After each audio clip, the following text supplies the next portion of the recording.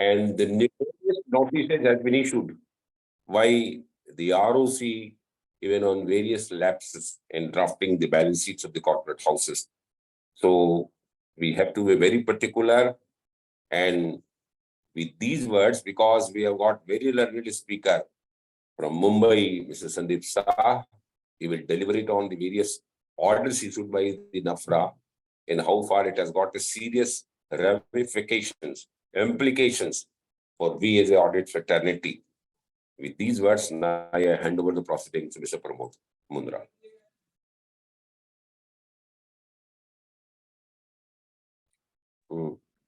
आप म्यूट में हो प्रमोद भैया. Mute Pramod. Now I request Ashok Masuri, our patron member and immediate president. He is going to be the president of the association, to introduce the topic. We are in audit profession, and today's topic is very close to our heart. Now, what is happening every day, whenever practically when we open our newspaper, for some reason or other, auditors are being blamed, and at times they are even serious actions are taken against them. Now, now I have studied very recently one judgment which came in the case of MS Dalal and Associates Chartered Accountants, where this firm was penalized and the engagement partner was also penalized. Now, when I went through the order, I found that they have very meticulously dealt with this case. They have, what is the process? They have asked the audit firm that you give the file. The audit firm gave the file, and on the basis, practically on the basis of audit document file, which the firm has handed over to this authority, they have now framed the question, the so forth, and on the basis of the replies, the order has been drafted. They have gone into the matter like this: the lapses in the engagement partner and lapses on the part of the audit firm. Now, what are the lapses they have found out relating to related party? That then it came the non-disclosure of material transactions. Then it came to receivables, that the auditors has not verified the receivables. The aging schedule was not proper. Then in consolidation also, the auditors relied on the opinion of one famous firm, Kanga and Company, and they gave the notes on accounts. Still, it was found not proper. Then audit evidence, sufficient audit evidence was not there. That was also one of the reasons. And the documents in the audit file were not properly signed, authenticated. Then the auditor failed to verify the existence of the investments. And in case of inventories, it was pointed out that auditors did not participate in the physical inventory verification process. Mind that there was no evidence in the audit file to prove that the auditors were present at the time of physical verification. These were the allegations against the engagement partner, and against the firm was that I have pointed out only few of the points which the NFRA authorities has taken into consideration, and audit firm was very also penalized, and in their case it was found the firm don't have proper rotation, that the same partner is regularly signing the same assignment. So there was no rotation in signing within the audit firm. And then it came that when the reviews of that subsequent reviews of the audit documents, audit file was not properly documented. So, sir, the so many small things which could have been taken care of has also been not properly documented by the audit firm or the engagement partner, and on the basis of the audit file, basically the firm and the partner both has been penalized. So we can see the defaults. It is not only for NFRA audits. One may say that these are only in case of big audits. No, sir. Even medium-sized audits, also auditor has to take care. And today we have Mr. Shah with us. I think he will deliberate us, educate us how to take care of such type of situation, because NFRA or any authority will not give you much time. Immediately you have to hand over the audit file, because it is expected that you have the audit file. Once the notice is received, practically you don't find any time to gather any paper from your client, though it is illegal also to gather paper once the notice is received. Still, we have now be very careful. Let us discuss today. And we have with us learned speaker, Mr. Sandeep Shah from Bombay. So we'll be enlightened. And I think most of the queries and will be solved with this. Thank you, sir. Now, Pramod. Now, I will request CA Pooja Kakadiya to introduce our esteemed speaker, Saji. Thank you, Pramodji, for giving me the podium. I would like to introduce CA Sandeep Shah, who is also a managing partner of NA Shah Associates LLP. He has over 38 years of experience encompassing the provision of assurance and corporate services to diverse range of industries. He is engaged with ICAI in several capacities as a member of the SHIELD panel formed by Research Committee for ICAI Awards for Excellence in Financial Reporting, panel of technical reviewer formed by FRRB. In past, he has been associated as member of ICAI's Expert Advisory Committee, Accounting Standard Board, Auditing and Assurance Standards Board, IND AS Implementation Committee, IND AS Technical Facilitation Group, and many other groups for guidance note. He is also committee member of the Bombay Chartered Accountant Society, Accounting and Auditing, and Corporate and Allied Laws. He is currently on the executive board of not-for-profit organizations like National Burn Center, Somaya Education Trust, Rotary, etc. He is a voracious reader by nature, and his hobbies include gardening. So I would like podium now to Pramodji. Now, I request Sandeep Shah sir to kindly start his deliberation and educate us and give us the insight of how the things are going to come and what precautions we should take, and so that we don't have to face the music of the ROC and NFRA. Over to Sandeep Shah sir. Good afternoon, friends and my professional colleagues.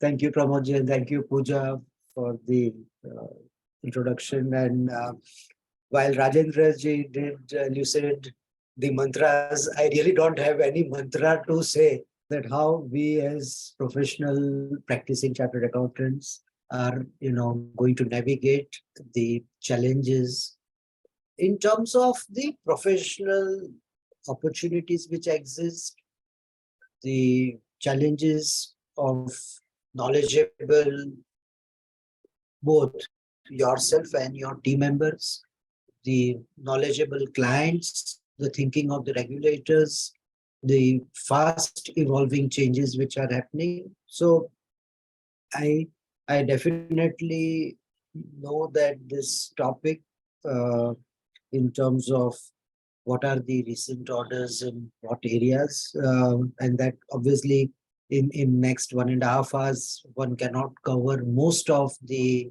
areas. So what I had told Pramodji is that maybe in part 1, and I'm happy to, do a series of engagement, because every time I present something, I also learn along with you all, because there are areas which you probably may have overlooked. Sometimes you don't concentrate on some of the minor items, but what is seen as a minor is seen as a major by the regulators.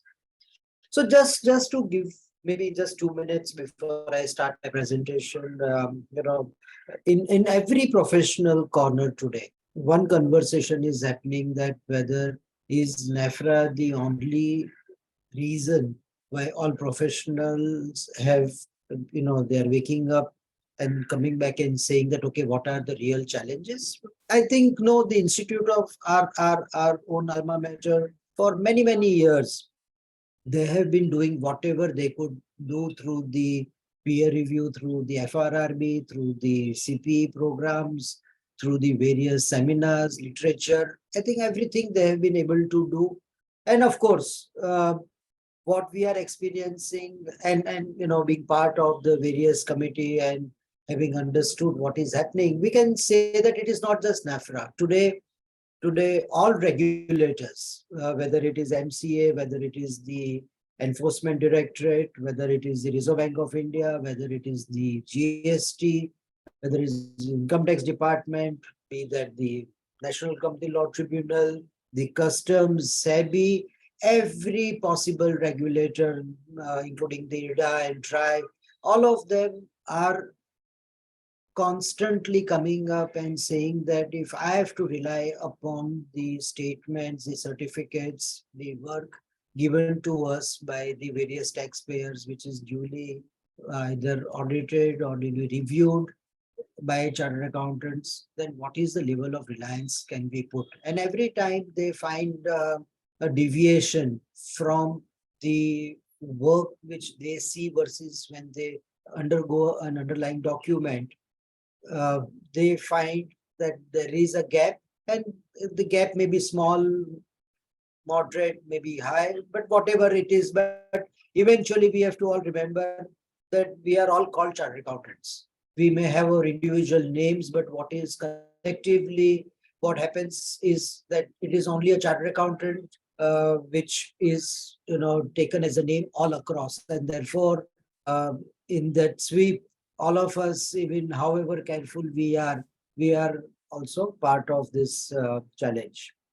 So with this opening thoughts, I upload the view that while we would have finished the March 23, I think the most of the professional members will finish their the Q1 of 23-24 in the next 15-70 days if they've not already finished. So they are obviously in the midst of the first quarter limited review. But considering the fact that we really don't really have an ability to do pockets, we can't really come back and say कि ये quarter में audit करेंगे, ये quarter में tax audit करेंगे, ये quarter में GST करेंगे, ये quarter में income tax return करेंगे, और फिर कुछ समय बचा तो हम अपने आप को train करेंगे. I think we don't really have that luxury. We have to do things side by side, as much as sleep is necessary, as much as the professional upgradation is necessary. So what I'm going to do, and if each of the audience present this afternoon will permit me, I will not take through the entire gamut, because there is a gamut on accounting standards, there is a gamut on the auditing standards, and then there is a gamut on terms of the SQC. And each of these topics can take you, series of topics if one wants to really come back and say that how do I handle them. So today what I thought that we'll go back to the accounting standards on the observations by NFRA in regard to few of the companies whose reports are available on the website, and I've covered those in some logical fashion. There are obviously 40-45 slides. It's a very, very heavy topic, Pramodji. If you may agree that I will go a little slow, because I think it is easier for us to get the concepts right. And I'm happy to, take another, whenever you all want another, maybe 1.5 hours session, maybe, and do this as a series so that I think we kind of get a flavor. Sure, sir.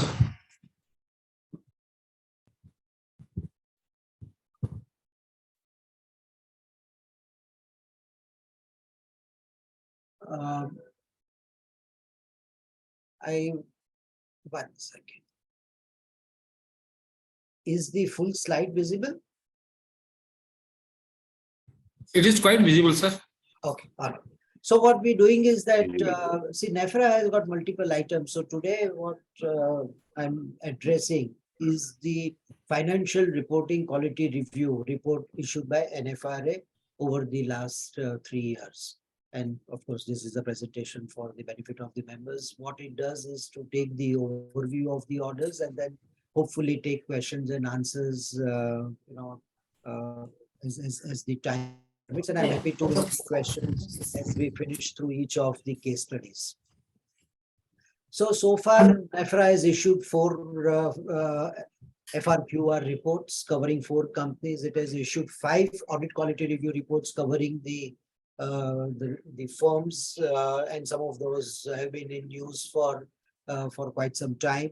And it has issued orders against the statutory auditors, including branch auditors, in case of 14 companies, and these are the 14 orders, while the number of orders are higher because in some cases they have covered the joint auditors, in some cases for the same company, the branch auditors are covered. But one of the fundamental thing for us to know is that historically, a lot of people felt that the NFRA will cover us only if you are a statutory auditor or joint auditor. That is not the case.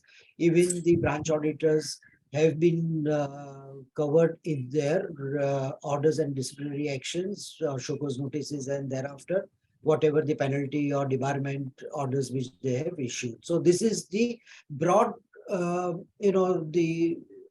summary in front of you. So you can imagine that while what is available in public domain is practically 23 orders, but you can see the level of impact it is across all the professional chartered accountants across the time, because of the fact that the fear obviously is larger compared to our own alma mater, but which may not be true. I think all of us should have been as concerned with our institute's disciplinary committee as we are concerned with NFRA, or for that matter any other regulator. But be that the case. So one part, Saturday is always for all those. Kolkata has a beautiful golf courses, and we always say that whether you are. May I request others to put on the mute, please, and then probably only when you ask questions, because the voice echoes. Thank you. So whether you are an amateur or you're a professional, if you want to improve your golf game, you need to hit the balls regularly. And this is, in my opinion, is a simple mantra for everybody from top to bottom in an organization. If we want our audit quality to be the continuous benchmark of one in our own eyes, and then of course in the eyes of the regulators, we have no option but to have these practice sessions and learning sessions on an ongoing basis as a part of our daily routine. And I think as employers or as seniors of any of the persons who are working below us, we have no choice but to constantly reinforce and enforce, I would say, both. When you do the level of coaxing, convincing, whatever is necessary, but उसके बाद में अगर नहीं चलता है तो दाम शाम धन भेंट सब करना पड़ता है, because eventually their work or their lack of work is also going to directly impact us. So broadly in the FRQR, what NFRA has done is that for the relevant companies which they picked up, they classified the observation of the financial statements into high category or high impact, is what they call, in reference to that entity, a moderate impact and a low impact. So these were the three categorizations because what they felt was that basis the financial review, if the on the balance sheet size or on the income expenditure side, if the items of non-compliance as a result of observation and feedback from the statutory or from the company side, whatever they got, if they felt that the compliance if the compliances were not right, then that's the categorization which they did. So the first part is to look at the revenue recognition, because I thought that revenue becomes that much more easier standard to deal with, because but obviously one of the most difficult standard, because it obviously combined Ind AS 11 and 18 into one singular accounting standard, and therefore 115 obviously is a very large standard. But I thought that it would be easier to start with a revenue standard rather than start with maybe a financial instruments or something else. These are obviously going to be, and I will, Pramodji, this will be with you for you to share with your members. Obviously, these are, what the structure is that what is the issue, what is it that was available in the audited accounts, what are the accounting standards references. So I've tried to reproduce the accounting standard relevant paragraph in completeness so that we have the benefit of what those accounting standards are. In some cases, what was the argument made by the company, of course, in consultation with that of the auditor as well. And then comes the question that after listening to everything, what is the final view NFRA took? I mean, that's how the whole structure is about. So the first part is about the disclosure aspect. And as we know that from no financial statement, can you ever know that whether the auditing process has been completely followed or not? That auditing process is followed or not can only happen through the review of the work papers, which is called for from the company. Now, in this FQRQ, what you will get is what is it that is available in your annual report, and basis the annual report is what the observations will come through. So that is the part. So this is a case where the policy says the transaction price is the amount of consideration which the company expects to be entitled in exchange of transferring goods or services to a customer, excluding amounts collected on behalf of a third party. Variable consideration is estimated using the expected value method or most likely amount as appropriate in a given circumstance. Payment terms agreed with a customer are as per business practice, and the financing component, if significant, is separated from the transaction price and accounted as an interest. Now, apparently, when you read an accounting policy, you may come back and say, "Yaar, isme galat kya likha hai?" Now comes a question, and this is where comes a question that every accounting policy which is written, whether that accounting policy is in compliance with the accounting standard or not, is where this question comes in, right? Now, here it talks about transaction price. It talks about amounts collected on behalf of a third party. Then it talks about your variable consideration, which can be your liquidated damages, it can be your bonuses, it can be post-sale discounts, it can be turnover discounts, whatever those variable consideration, whichever way whether I receive extra revenue or I have to give discount. And then it is talking about the payment terms, and then it is saying that if that payment terms has got a financing component, then I will segregate the interest component and show that as a interest income, right? Now, these are the broad items on this accounting policy. Now, what does the Ind AS 115 say? On a practical expedient, that if an entity elects to use the practical expedient in either paragraph 63, just one second.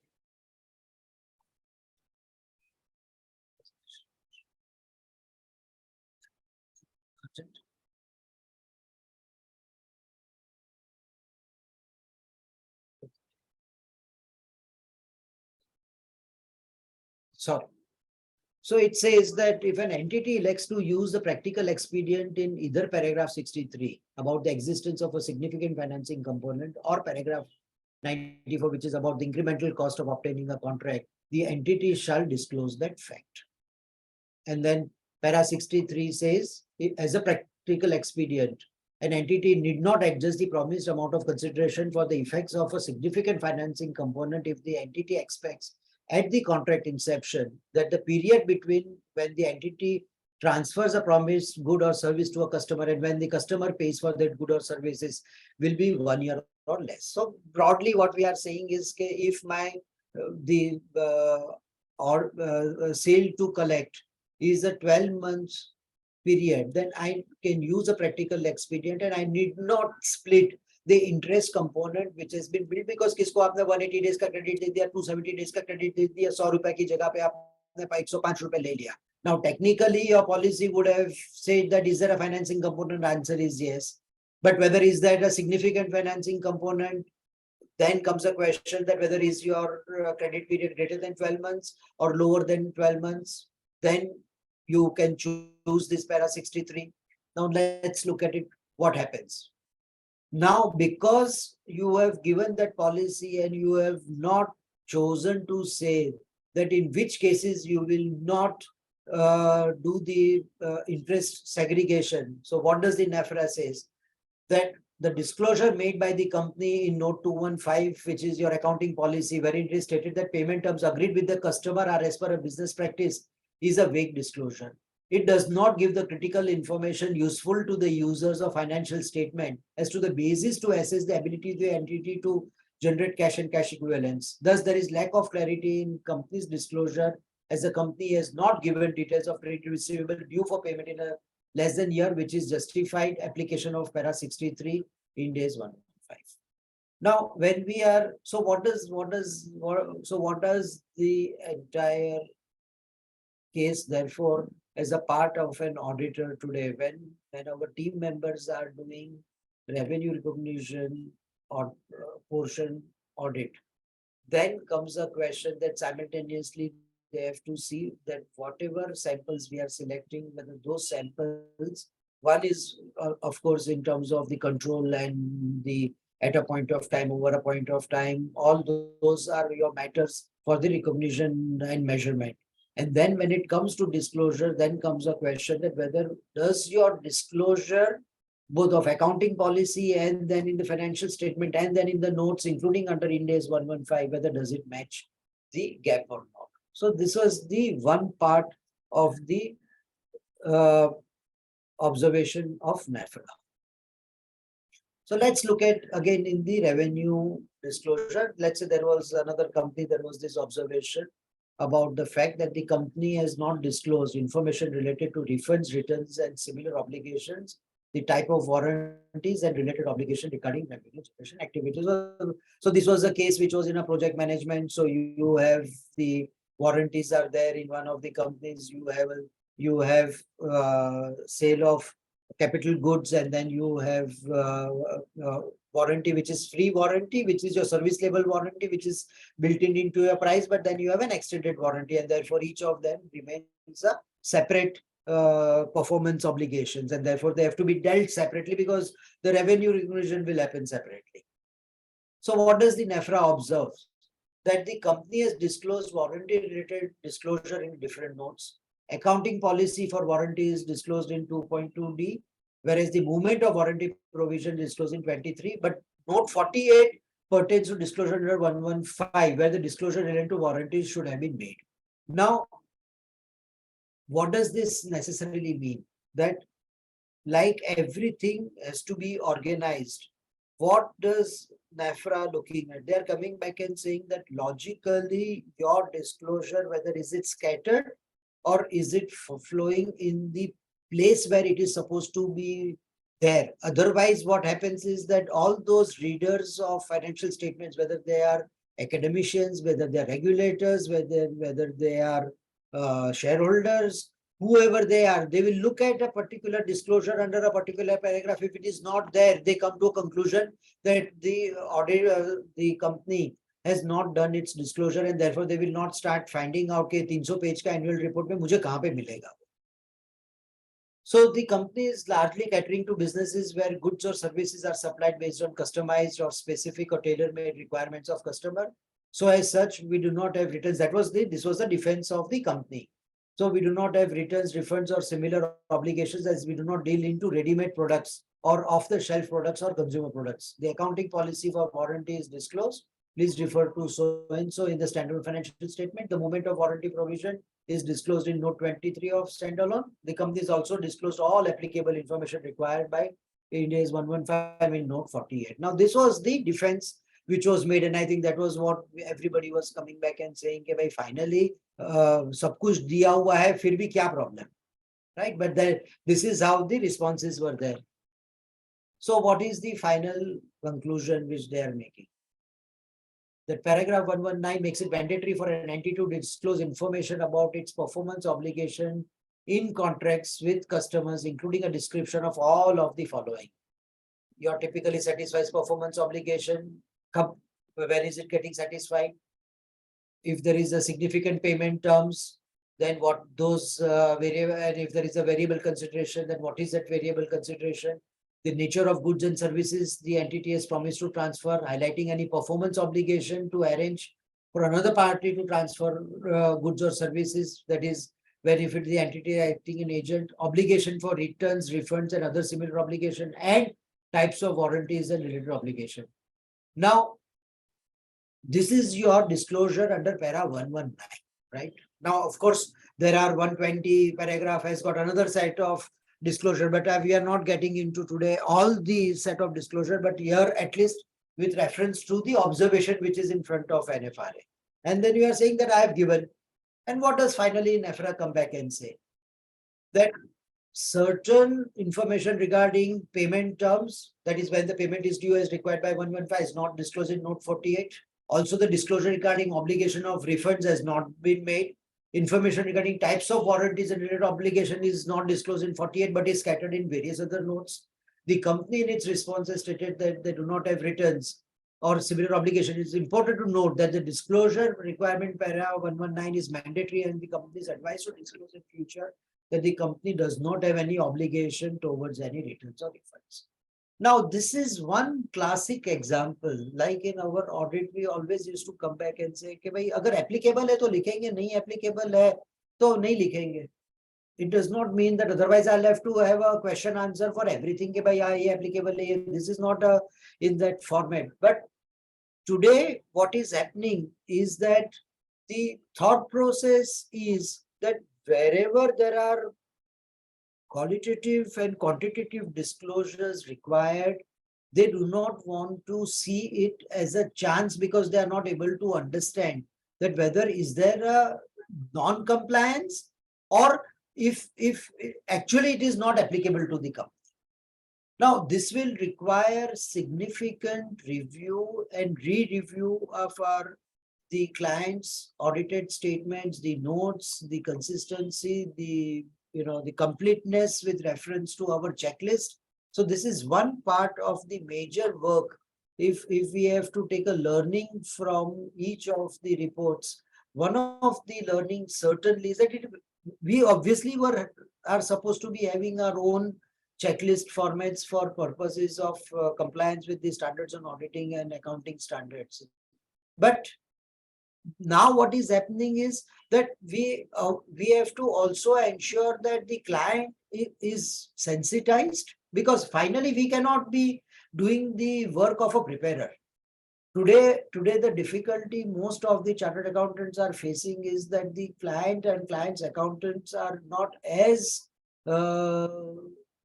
intellectually oriented as they are supposed to be, and as a result of which the degree of responsibility which gets transferred and which we obviously do not want to take on is resulting into some of these non-compliances. If we move forward on the accounting policy on a construction contract, now here it says that the revenue are recognized over time under percentage of completion method. The percentage of completion method has been defined using input method which recognizes revenue on the basis of cost to date compared to total estimated contract cost. Contract cost comprises of costs that are directly related to specific contract, costs that are attributed to contract activity in general and can be allocated to contract, and such other costs as are specifically chargeable to the customer under the terms of contract. All those who are today doing real estate developers contract will be familiar with this. Those who are doing project related entities, they will be familiar with this. IT companies, people will be familiar, because you will have input cost as the basis for determining that how much revenue percentage completion have I achieved. This is one of the typically true for all those time and effort basis industry. Now, what is the observation? Now, if we look at carefully, right, it says that we are using input method, and input method का definition दिया हुआ है, that what constitutes my cost in my input method. Now, what was the observation? That the company has not explained why the input method provides a faithful depiction of the transfer of goods or services. So now, as we know that for the purposes of determining percentage completion, there are two methods. So what does the para 124 or 115 says? That for performance obligation that an entity satisfies over time, as we know that unlike at a point in time would be transfer of goods or consumption of services simultaneously, and therefore that is not your percentage completion, that's not your PCM, but you immediately recognize your revenue. But this is our PCM. An entity shall disclose both of the following, both. Please be careful of the choice of the words. The methods used to recognize revenue, whether the description of the output methods or input method used, and how the methods are applied. So part 1 तो उन्होंने कर दिया. If I go back, output इन्होंने input method कर दिया और input method का basis कर दिया. But the second limb of the standard of disclosure says an explanation of why the method used provide a faithful depiction of the transfer of goods or services. Now, हम जब accounting standard को, all my presentations, in my conversation with regulators at standard at institute, at whichever forum, we always say that whether can I afford to glance or do I need to read? There is a distinction. Newspaper आप glance कर सकते हैं, आपको word by word पढ़ने की जरूरत नहीं है, because you are not giving an examination.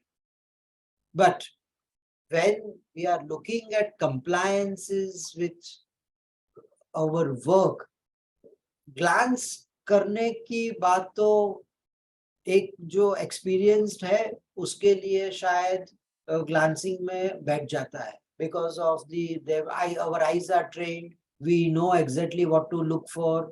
We have done that from a beginner till end. But when the team member starts glancing, that's where the challenge arises. Because उन्होंने अगर बोध नहीं पढ़ा तो बोला इनपुट कर दिया, अब शायद पॉसिबल है कि किसी और की बैलेंस शीट देख लिया और किसी और की बैलेंस शीट में खाली इतना ही लिखा था तो बोला भाई चलो ये ठीक है. अब ability to go back from the accounting policy to the disclosure, or where is the recognition and measurement ke standards, because one fundamental problem is, as we all know, that the accounting standards, whether it is Ind AS or our accounting standards, were always designed as recognition, measurement and disclosure, except for related party, which has only a disclosure standard. Everything else by and large will always flow in that RCM method, as we call. GST karte hai to, or RCD rather method to nahi hai, but it is recognition, measurement and disclosure, RMD. And therefore, the aspect was about the non-compliance. Obviously, फिर ये company ने subsequently then they changed the accounting policy post review, and then they came back and said that it is satisfied or controlled that they recognize as because the continuous transfer of control to the customers. For project contracts, the customer is supported by the fact that the customer typically controls the work progress as evidenced by either contractual termination clauses or by the rights of the group to payment for work performed. And then it is saying that the revenue, and that's the second paragraph, basis this observation, are recognized over PCM. The percentage, the PCM has been determined using input method, which recognizes revenue on the basis of cost incurred to the group uses cost-based measure of progress or input method for contracts because it best depicts the transfer of control to the customer, which occurs as it incurs cost on contracts. So you will see कि भाई जब थोड़ा scolding हुआ तब जाकर के हम हमारी language और possible है that your work is right, but output is not what your input was. So यहाँ पे हमारे लिए input शायद auditing में सही था, but हमारा output गलत था. Those were some of the three cases. There are many others, but thoda flavors अलग-अलग standards का देने के लिए, then I thought that we will restrict to the three portions, and we'll probably now come to the Ind AS 109. And this obviously has always been one of the most high impact cases because it transfers across everywhere on the financial instruments, your expected credit loss model. It is a great standard for the NBFC industries. Of course, such to banks, Ind AS में नहीं है तो सवाल नहीं है, banks or insurance नहीं है, but otherwise 109 has been one of the favorite and one of the most difficult standards. IFRS 9 जब introduced हुआ from the 32 and 39, of course, a lot of हुआ had happened, but nonetheless. So this is, as we know, that Ind AS 109 financial instrument also covers the trade receivables.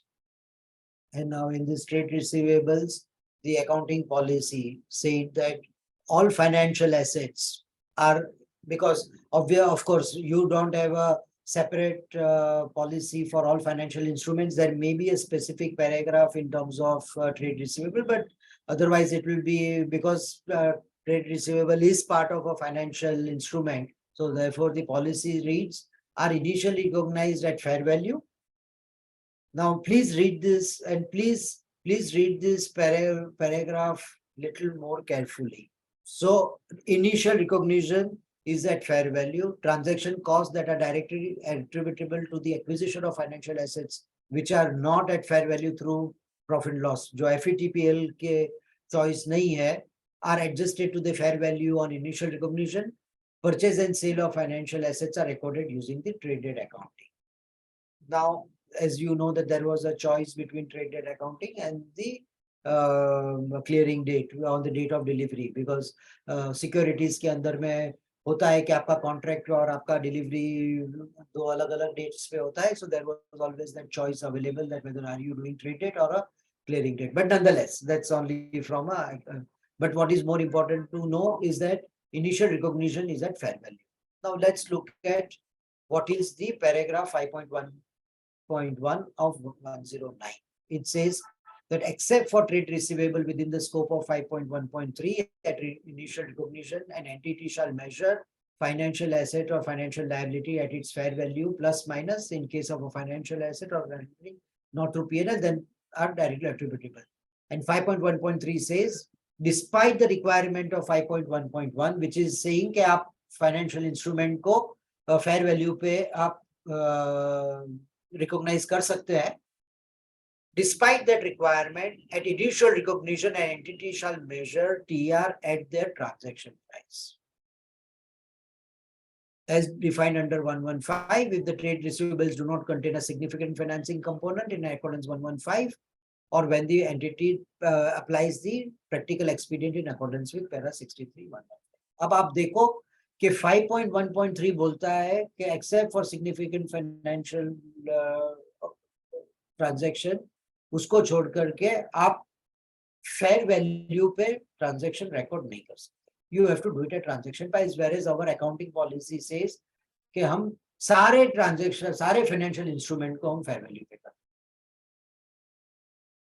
अब कोई पूछेगा कि भाई साहब ये कहाँ से, ये इनोक्यूसली कहाँ से घुस गया, तो शायद किसने 5.1.1 पढ़ा, कभी 5.1.3 पढ़ने की कोशिश नहीं की, बिकॉज ये कहीं से तो गलती हुई है. So what does the, and therefore of course you add that as a non-compliance के भाई ये आपकी गलती है. Going forward आपके पास में impairment allowance as we call the credit loss model है आपका. तो यहाँ पे आपके financial asset and other current assets के अंदर में the company under review के अंदर में बहुत सारे, लेकिन broadly it had unbilled revenue. There was contract assets, there was security deposits, including with the government entities, there were tender deposits, there was obviously bank balance and bank deposits between financial and other current assets के अंदर में, classification के अंदर में, फिर current non-current के इसमें मैं नहीं जा रहा हूँ, but broadly ये company के अंदर में some of these areas were there. Now what does para 5.53 says? That it makes it mandatory at each reporting date to measure the loss allowance for a financial instrument at an amount equal to the lifetime expected credit loss if the credit risk on that financial instrument has increased significantly since initial recognition. Just for the benefit of everybody to understand the ECL model. ECL models, you can do initial recognition and you can track the instrument at inception for its credit rating purposes, and then you have to observe the credit rating from the inception to the reporting period and say that whether has the credit rating deteriorated or remained same, because उसके basis पे आपका, अगर आपने inception में AAA rated instrument लिया और आपका policy is to track the method of ECL basis the credit rating at inception, तो AAA था तो आपने बोला कि इसके अंदर में मेरा probability of default is 0.1% और जो भी है, but अगर वो AAA हुआ तो आपका उसका credit rating throughout the life cycle is what you are expected to monitor. So that is what your 5.53 says, that whether has it increased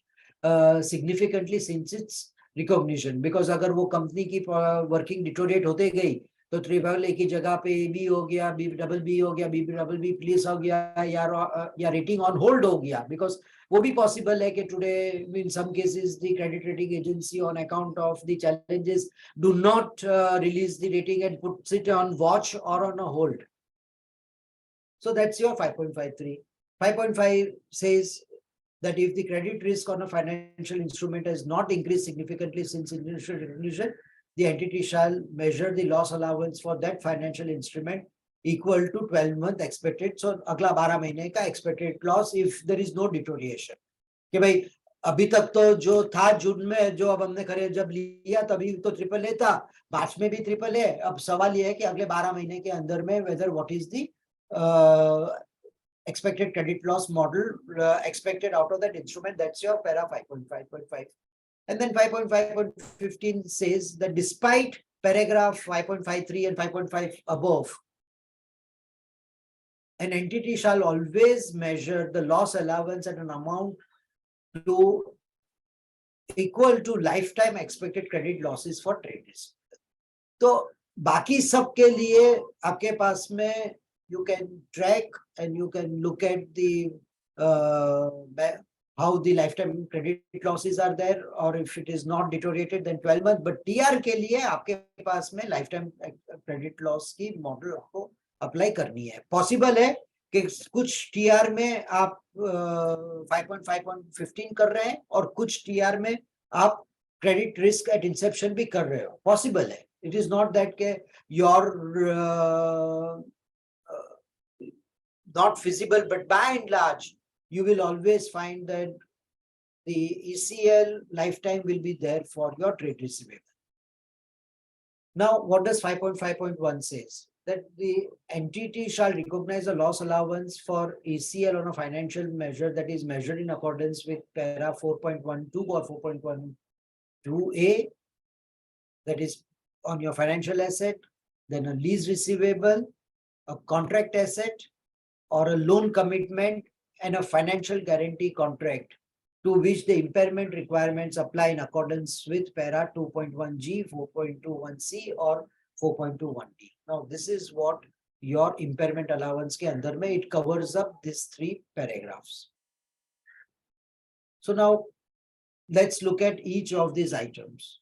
5.53 subject to so and so.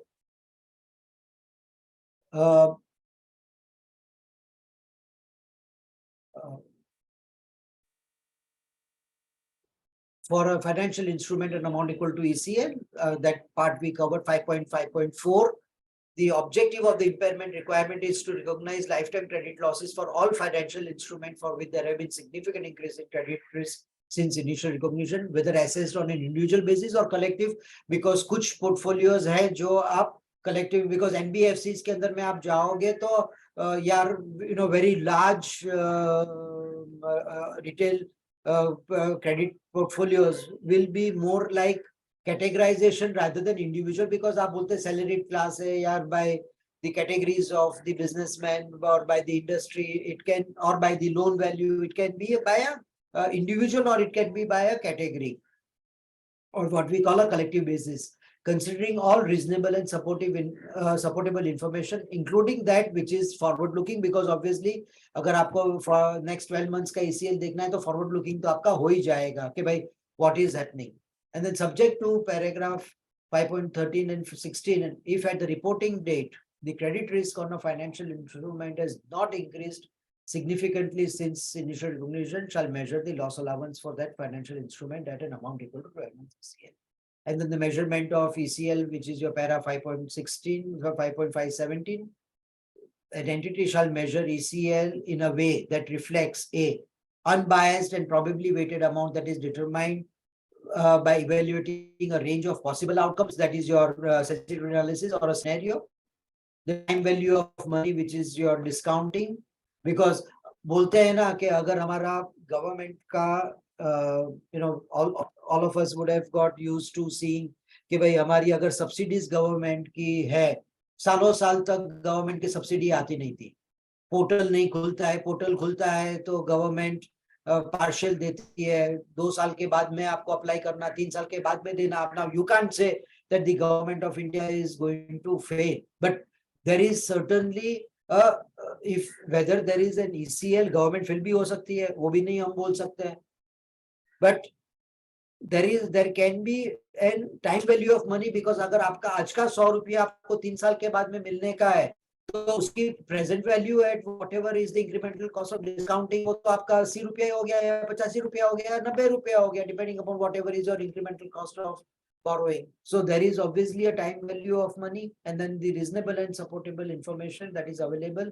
without undue cost and effort at the reporting date about the past events, current conditions, and forecast of future conditions. Now this is broadly what it is saying. Now Ind AS 115, obviously 109 deals with contract assets and 115 से contract asset आता है. So what does para 107 says? ये सब linked है, इसके लिए मैं I am trying to come to everything together के कहाँ पे गलतियाँ होती है. So 107 or 115 says that if an entity performs by transferring goods or services to a customer before the customer pays the consideration or before the payment is due, the entity shall present the contract as a contract asset,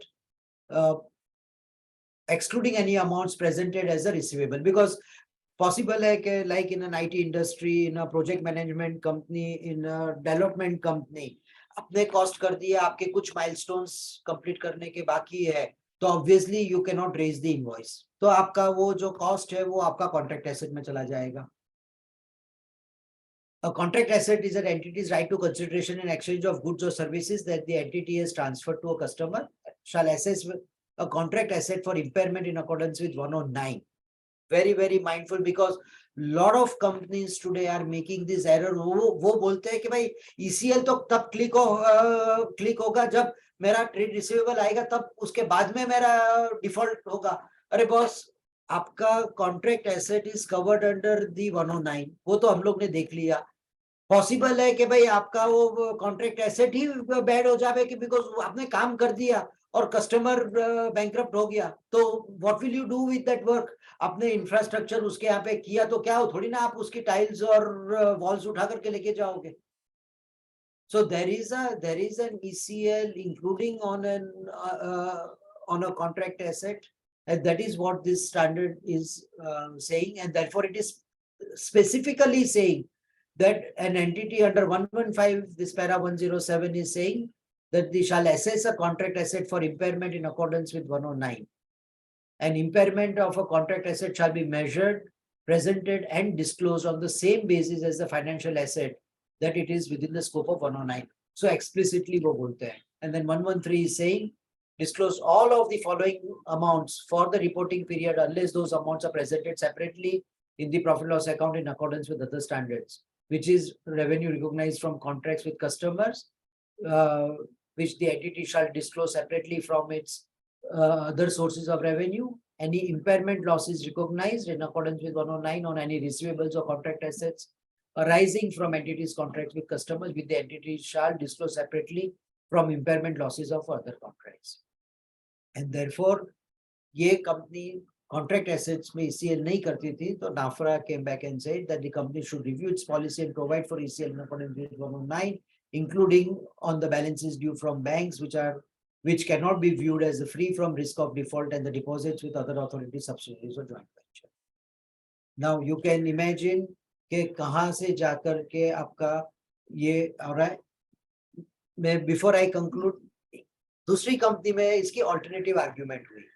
That para 95 says that the entity is required to recognize an asset from the cost incurred to fulfill a contract if such cost relate to a contract, the cost generate or enhance resources of the entity that will be used in satisfying performance obligation in future, and costs are expected to be recovered. So that's your para 95. 97 of the same standard give example of costs which are required to be classified as assets, such as direct labor, material, allocation of cost and chargeable to the customer under contract. And 98 says example of costs which are chargeable to expense and not classified as asset. Now, while following revenue recognition period of time, we relied on the above paragraphs 115 to classify such specific costs which are under a company argument, which are under a specific contract and incurred to satisfy performance obligation under the contract as assets and shown as unbilled revenue. In brief, this costs are incurred for execution of specific contracts for customers, but are yet to be billed to customer as specified milestone with the customer yet to be achieved or completed. And para 11 of 32 explains where an asset is to be classified as a financial asset. As per definition of para 11, unbilled revenue is not cash, not equity instrument of another entity, not yet fulfilled contractual right to receive cash or other financial asset from another entity, as the milestone is not available, or to exchange financial errors of financial external. Now, what was the company's definition? कि भाई 32 के अंदर में बोलता है कि भाई this is para 11 बोलता है कि भाई this is not cash, this is not equity instruments, this is not a contractual right to receive anything, or I cannot exchange financial asset, and therefore it is not covered under 115. But हम भूल गए कि 32 के साथ में 11 और 18 था, फिर उसके बाद में 11, 18 चला गया, फिर 115 आया, and 115 has got specific inclusion of this paragraph, and therefore the master standard which deals with it, you will not have a choice of going to para 32. And therefore, what does the NFRA say? On examination of various notes in the financial statement responsible, the NFRA believes that the company lacks clarity on the provision of ECL on unbilled revenue. The replies of the company quoted above makes it clear that the company has not recognized ECL as required by para 5.5.1, read with 5.5.15 of 109. The contract assets or unbilled revenue are within the scope of 115, must be treated as per the provisions of 109 and the ECL, which requires consideration of forward-looking macroeconomic factors. Also, to arrive at the proper ECL, it must be measured irrespective of the impairment loss stipulated in para 107 of 1. Sir थोड़ा सा यहाँ पर ये नहीं लगता कि प्रमोद जी, हाँ, थोड़ा सा यहाँ पर जरा सा स्पीकर सर को थोड़ा सा क्लैरिफिकेशन के लिए अगर बीच में एक दो सेंटेंस पूछ सकते हैं क्या, सो जी दैट जी जी प्लीज प्लीज मैं जरूर रुकने जरूर पूछो ना, कोई दिक्कत नहीं है। मैं रुकने वाला ही था because you know I been going on for almost 45 minutes. थोड़ा थोड़ा you know it is important for us to see के हम लोग जितना हम लोग ने देखे उसके अंदर में where is the non I would say Compliance. हम नॉन कंप्लायंस तो हम लोग ने देख लिया, लेकिन पर्सपेक्टिव जी बताइए जी। इम्पोर्टेंट क्या है सर, जो मैं समझता हूँ कि we have to go through the notes to accounts thoroughly, क्योंकि जनरली हम लोग या कॉपी पेस्ट कर लेते हैं लास्ट ईयर का नोट, समझते हैं कि जो प्रॉपर ही है। We have to go through the each and accounting standards line by line and see whether actually the disclosure has been made as per net or not. So whichever the accounting policies, accounting जो भी हो policy या accounting process जो भी adopt कर रहा है client, उसके हिसाब से डिस्क्लोजर पूरा मेरा- कंप्लीट है कि नहीं, ये बहुत ज्यादा जरूरत है। सर मेरा हमेशा एक request you know in every forum where I go, दो चीज मैं हमेशा बोलता हूँ। एक है कि जो बुक्स हमारे पास में आउटडेटेड हो गए उसको तो हमारे बच्चे लोग के हाथ में आनी नहीं चाहिए, पहली बात। Because today what is happening in this world of Google, everybody has forgotten कि भाई कुछ डायरेक्ट जैसा कुछ है। पहले तो हम बोलते थे कि इनकम टैक्स रूल्स और एक्ट में अगर काफी लोग यहाँ पे होंगे टैक्स के प्रैक्टिशनर्स, और अगर आप उनको पूछोगे कि आपका rate of interest on the TDS के लिए आपको कहाँ से मिलेगा, उसका क्वार्टरली कहाँ से मिलेगा, तो उसको समझ में नहीं आता है अपने बच्चे लोग को कि भाई मेरे को इनकम टैक्स एक्ट में देखने का कि मुझे रूल्स में देखने का। वो फिर गूगल में टाइप करेगा, फिर बोलेगा कि इसका 194 IH का कहाँ पे है, उसकी क्वार्टरली क्या है, कब भरना है। तो अनफॉर्चुनेटली क्या हो गया है कि जो हम लोग you know I am sure I have in your मेरे से बुजुर्ग प्रैक्टिसिंग प्रोफेशनल्स हैं जिन्होंने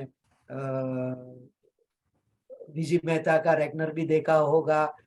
पहले तो इनकम टैक्स इतना जल्दी बदली नहीं होता था, इतने अमेंडमेंट्स भी नहीं होते थे, इन बिटवीन में हमारे टैक्सेशन लॉ अमेंडमेंट्स एक्ट नहीं होते थे, तो थोड़ा बहुत चल जाता था कि भाई ये वो जब तक वो हर बजट के अंदर में जब तक कुछ अमेंडमेंट्स नहीं आए तब तक आपका पुराना आपका इनकम टैक्स एक्ट चला जाता था। शायद अगर थोड़ा बहुत बदली हो गया तो उसमें हम लोग ने साइड में नोटिंग कर दिया तो हमारा वो एक आध साल शायद वो बुक चला जाएगा, फिर अगले साल में नया बुक खरीद लेते थे हम लोग।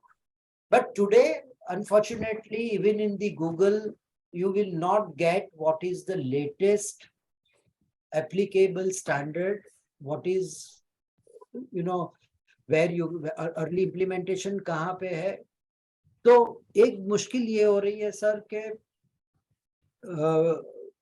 हमारी जब भी बैलेंस शीट का हम काम करते हैं उससे पहले review of our complete last years annual report in its completeness गलत भी नहीं है ना। हमारा कारो है तो उसका जो लास्ट ईयर रिपोर्टिंग हुआ था उसके सामने ये साल के लिए कौन से चेंजेस हुए हैं, उसके कंप्लीटनेस क्या है, उसको कहाँ से आएगा। हमारी अकाउंटिंग पॉलिसीज जो है वो अकाउंटिंग पॉलिसीज हमारा करंट स्टैंडर्ड के हिसाब से है कि नहीं है, इन बिटवीन में क्या चेंजेस आया वो कंप्लीट है कि नहीं, वो तो इंडिपेंडेंटली रिव्यू हो ही सकता है।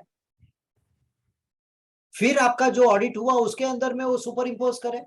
हम क्यों हमारा जो ट्रेलर हमारे पास में है वो ट्रेलर तो अब आप फिर उसको रिव्यू कर ही सकते हो आपकी पूरी बनने के बाद में। और फिर क्या होता है कि ये मिस्टेक्स कहाँ हो जाती है कि हम we are always fighting against time. By the time इसको कंप्लीट किया फिर टैक्स ऑडिट भी कंप्लीट नहीं होता है बिकॉज वो 43B का रह गया, उसके अंदर में फिर वो जीएसटी के डिटेल्स नहीं मिलते हैं, तो किसी का ट्रांसफर प्राइसिंग का रिपोर्ट नहीं आ रहा है, तो क्या हो रहा है हमारे लिए पेंडेंसी फिर समझ में नहीं आ रहा है, फिर वो टैक्स रिटर्न का ड्यू डेट आ जाता है तो फिर जो है वो ऐसे कंप्लीट हो गया। और क्लाइंट कोई गोल्ड मेडल तो लेना नहीं चाहता है। अब तुम्हारी अगर पॉलिसीज में गलतियां हो गई, भाई transaction price at fair value आपकी आपकी इनिशियल रिकॉग्निशन फेयर वैल्यू पे हो रही है या ट्रांजैक्शन प्राइस पे हो रही है, वो कहाँ क्लाइंट पढ़ते रहता है, उसको तो समझ में भी नहीं आ रहा है कि भाई मैं ट्रांजैक्शन प्राइस क्या है और फेयर वैल्यू क्या है।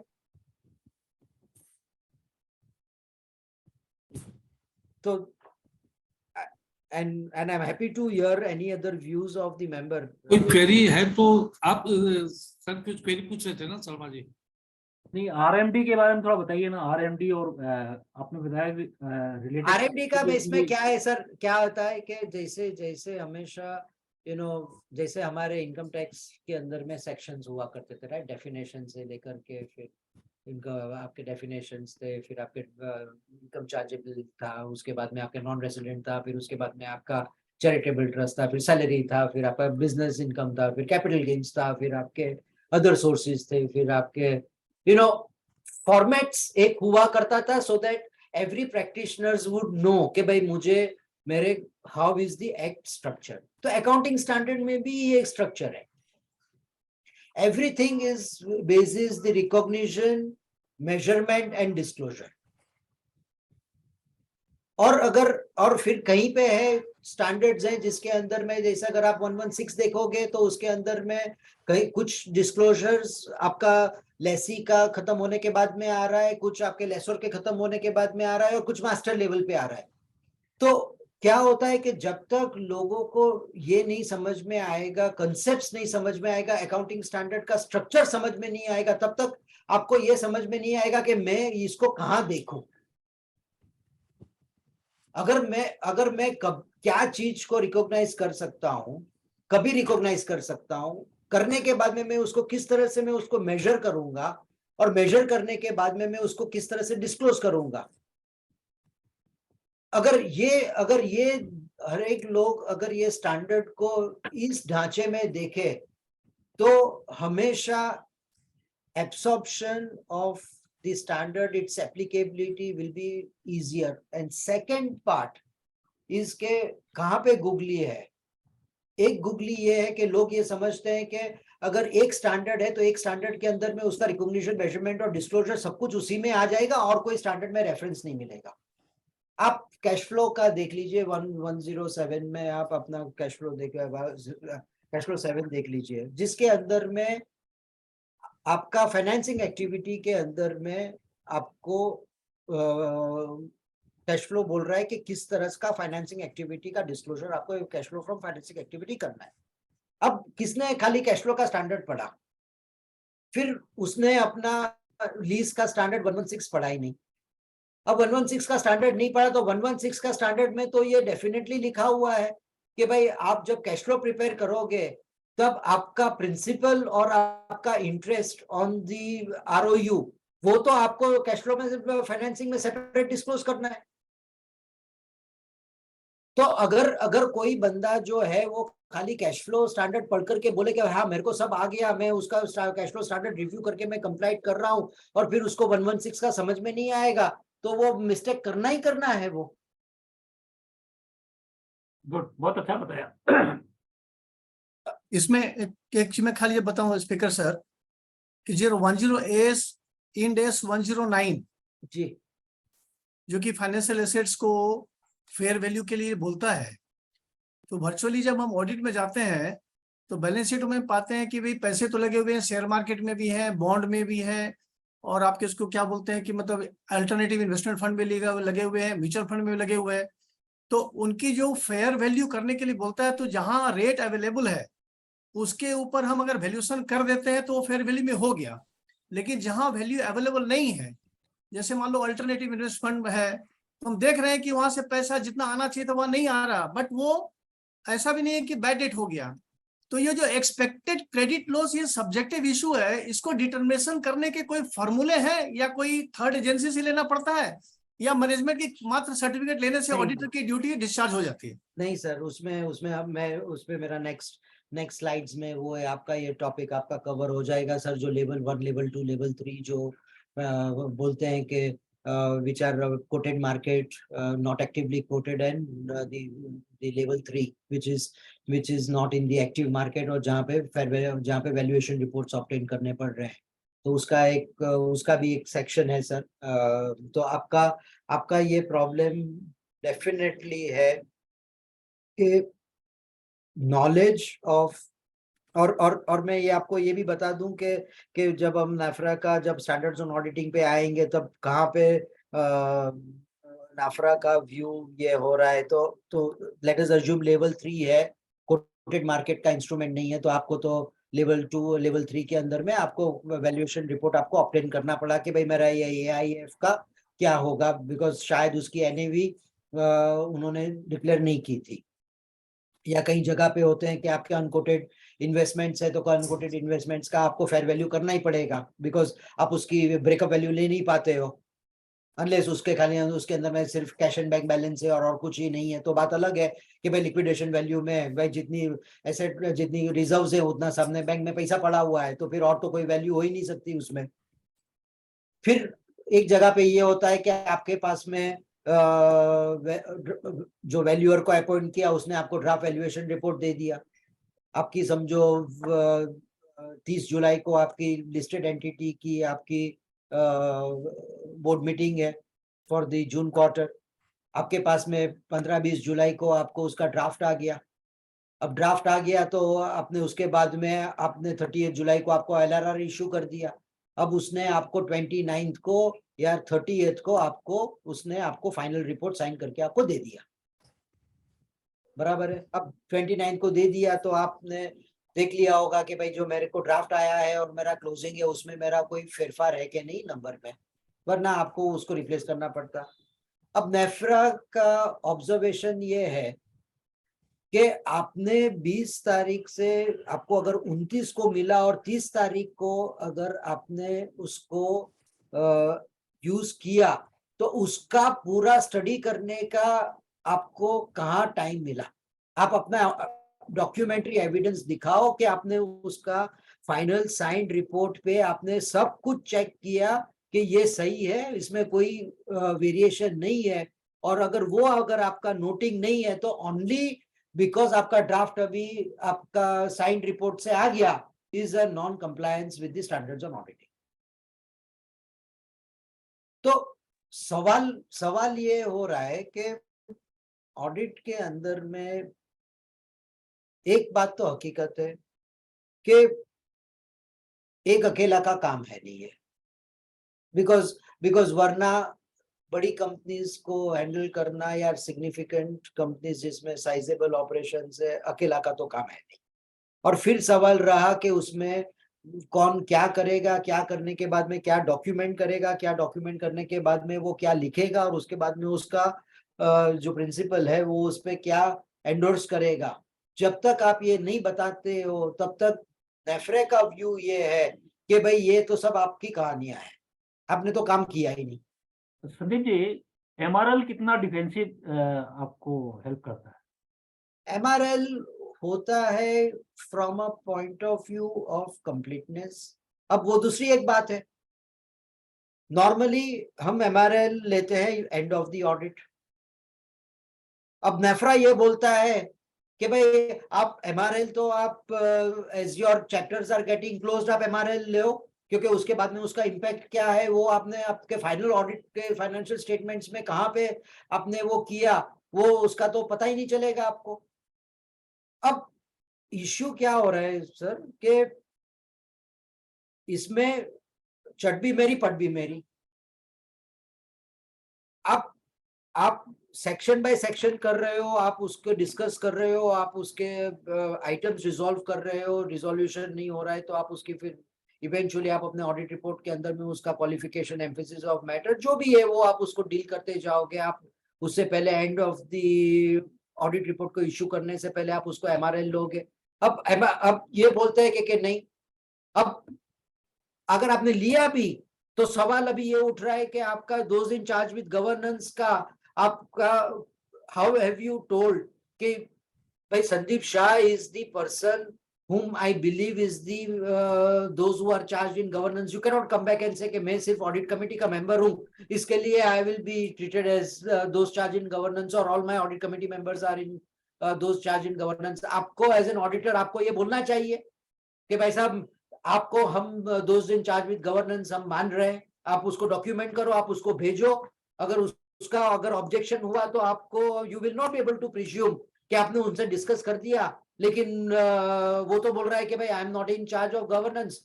नेफ्रा बोल रहा है कि भाई आपके पास में कोई एविडेंस ही नहीं है। भाई संदीप शाह तो स्पीकर है। अब संदीप शाह के साथ में आपने बुलाया, आपने कन्वर्सेशन कर दिया, लेकिन संदीप शाह स्पीकर है कि नहीं है ये किसको पता? तो आपका आपका आपका इन्विटेशन लेटर कहाँ है? तो एज एन ऑडिटर आपने मुझे कहाँ लिखा?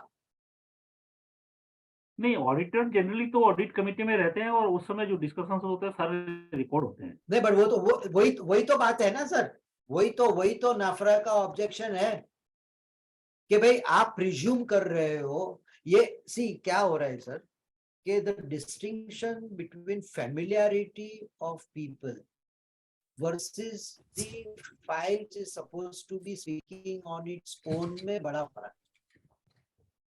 हम तो बोलते हैं ना कि ऑडिट कमेटी के मेंबर्स के सामने हम बैठे हैं, तो ये थोड़ी ना कोई अनजान आदमी के साथ में हम बात कर रहे हैं। बट नेफ्रा का सी स्टैंडर्ड्स ऑन ऑडिटिंग आज ये नहीं बोल रहा है कि भाई आप उसको those in charge with governance के अंदर में आप उसको लिखो और उसका कंफर्मेशन ले। आपको those in charge with governance, आपको आपका एमएल लिखना है, आपका इश्यूज करना है, सब बात बराबर है। आपकी ऑडिट फाइल के अंदर में आपने लिख करके रखा, लेकिन नाउ नेक्स्ट स्टेज है कि आप कैसे प्रिज्यूम कर रहे हैं कि they are there in charge of governance. आप लिख करके देखो तो बोलेगा कि नहीं मैं I don't want to be in charge of governance, आप एमडी को बनाओ। तो ये क्या हो रहा है कि ये सारी जो ये उथल पथल कौन सी है कि जो क्या हो रहा है कि सालों से एक प्रथा से काम हो रहा है। वो प्रथा ये है कि फैमिलियरिटी है, और वो फैमिलियरिटी को आज चैलेंज हो रही है कि भाई यू कैन नॉट प्रिज्यूम कि they are in charge with governance unless you have documented, unless you have sent to them, and unless अगर वो पॉजिटिव कंफर्मेशन नहीं देने वाले तो नेगेटिव कंफर्मेशन भेजो कि भाई आपका जो भी है वो बोलो कि you are as audit committee members we will treat you as those in charge with governance and we will send you the matters, and if you do not hear otherwise we will presume that you are in charge with governance. क्योंकि अगर आप negative confirmation नहीं भेजोगे तो कल नेफ्रा बोलेगा कि भाई आपके पास में तो कंफर्मेशन आया ही नहीं, क्या एविडेंस है कि उन्होंने माना है आपका? एक बोर्ड रेजोल्यूशन ले लिया जाए क्या उस समय? हाँ, तो अभी तो ये सब बोर्ड रेजोल्यूशन तो उसका मतलब है कि not at the day on the audit. ये तो आपको तो जब आपका एंगेजमेंट हुआ तभी होना चाहिए। फिर सवाल रहा कि हर साल उसमें चेंज हुआ कि नहीं हुआ। See I think the whole audit profession में जो सबसे बड़ा जो फेरफार हो रहा है कि हमारी जो पुरानी मेथोडोलॉजी से हम काम करते आए हुए हैं उसको तो विंडो के बाहर फेंकना पड़ेगा। हमारा नॉलेज जो है, एक्सपीरियंस है, वो एक बात है, इंडस्ट्री का नॉलेज है वो एक एडवांटेज है, बट जो कंप्लायंस इज बिकॉज अभी तक की जो स्टैंडर्ड्स ऑन ऑडिटिंग की जो एम्फोसिस हुआ करती थी, पहले सिर्फ लोग अकाउंटिंग स्टैंडर्ड देखते थे, फिर ऑडिटिंग स्टैंडर्ड का कंप्लायंस सिर्फ पीयर रिव्यू आता था तब होता था। अब सवाल अब ये हो गया कि पहले ऑडिटिंग स्टैंडर्ड भी सही करो और स्टैंडर्ड भी सही करो। चलूं आगे सर? फिर ये आपका एक नेक्स्ट टॉपिक है हर जगह पे, ये 109 के अंदर में कॉर्पोरेट गारंटी। और कॉर्पोरेट गारंटी आप देते हो अपनी सब्सिडियरीज के अंदर में, जॉइंट वेंचर्स में देते हो, एसोसिएट्स में देते हो। अब पैरा 3 अब आपका कई लोग है कि जो ये कॉर्पोरेट गारंटी कंटीजेंट लायबिलिटीज में डिस्क्लोज कर देता है। अब कंटीजेंट लायबिलिटी में भाई साहब जानते हो कि इंडिया 37 के अंदर में corporate guarantees is the first exclusion. Financial guarantee contracts are outside the scope of contingent liability provision and contingent asset. तो पहला तो अगर जिसने contingent liability में corporate guarantees का डिस्क्लोजर किया इंडिया फ्रेमवर्क के अंदर में, तो सबसे पहला विकेट तो वहीं उड़ गई, क्लीन बोल्ड तो वहीं हो गए। अब ये इसका डिस्क्लोजर आउटसाइड कंटीजेंट लायबिलिटी था बिकॉज नोट 43 इसके अंदर में कंटीजेंट लायबिलिटी था, 44 इनकी कॉर्पोरेट गारंटी है। अब पैरा 3.11 क्या बोलता है? Entity shall recognize the financial asset or a liability in its balance sheet when and only when the entity becomes party to a contractual provision of the instrument, which is your para 3B 3.11 and 3.1.2. When an entity first recognizing a financial asset, it shall classify it in accordance with 112415 and measure in accordance with 5.1 and 5.3. When an entity first recognizes a financial liability, it shall classify it in accordance with 4.2.1, 2.2 and measure it in accordance with 5.1.1. Now, this is your broad overarching के किस तरह से ये आपका broad contour हो गया. अब आपका 4.2.1 क्या बोलता है? Classify all financial liabilities as subsequently measured at amortized cost except for AB. AB का भी relevant नहीं है, इसी पे आते हैं. Because topic अपनी financial guarantee पे है. A financial guarantee contracts after initial recognition, an issuer of such a contract shall Pramod ji हम लोग 4 बजे 4 बजे बंद करेंगे. बंद करना चाहिए, उसके बाद दूसरी मीटिंग्स भी हैं. हम लोग टाइम पे बंद करेंगे प्रमोद जी. कुछ बच गया तो फिर वो कोई अगर आप लोग को इच्छा हुई तो दोबारा बुला दीजिएगा. जरूर sir. Contract after initial recognition and issuer of such contract shall unless para. हम लोग वापस बुलाएंगे तो पक्का ही यार, आप ये सोचे, आपको समय होना चाहिए.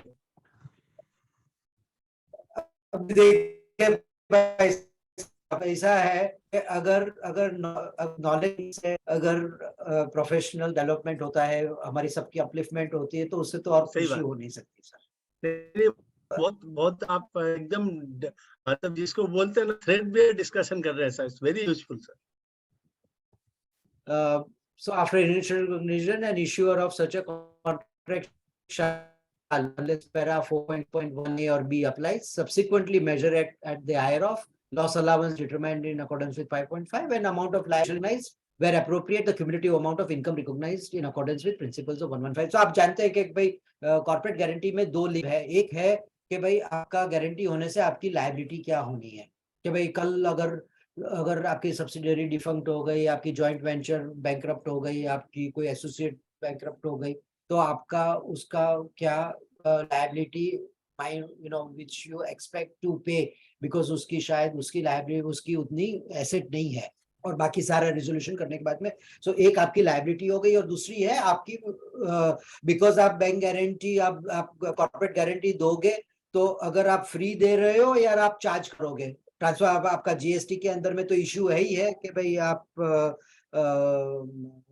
कॉर्पोरेट गारंटी का तो बड़ा जीएसटी के अंदर में इश्यू है कि भाई आपका कितना आपका चार्ज होना चाहिए. ट्रांसफर प्राइसिंग में बड़ा इश्यू है, पर्टिकुलरली इंटरनेशनल ट्रांजैक्शन के अंदर में.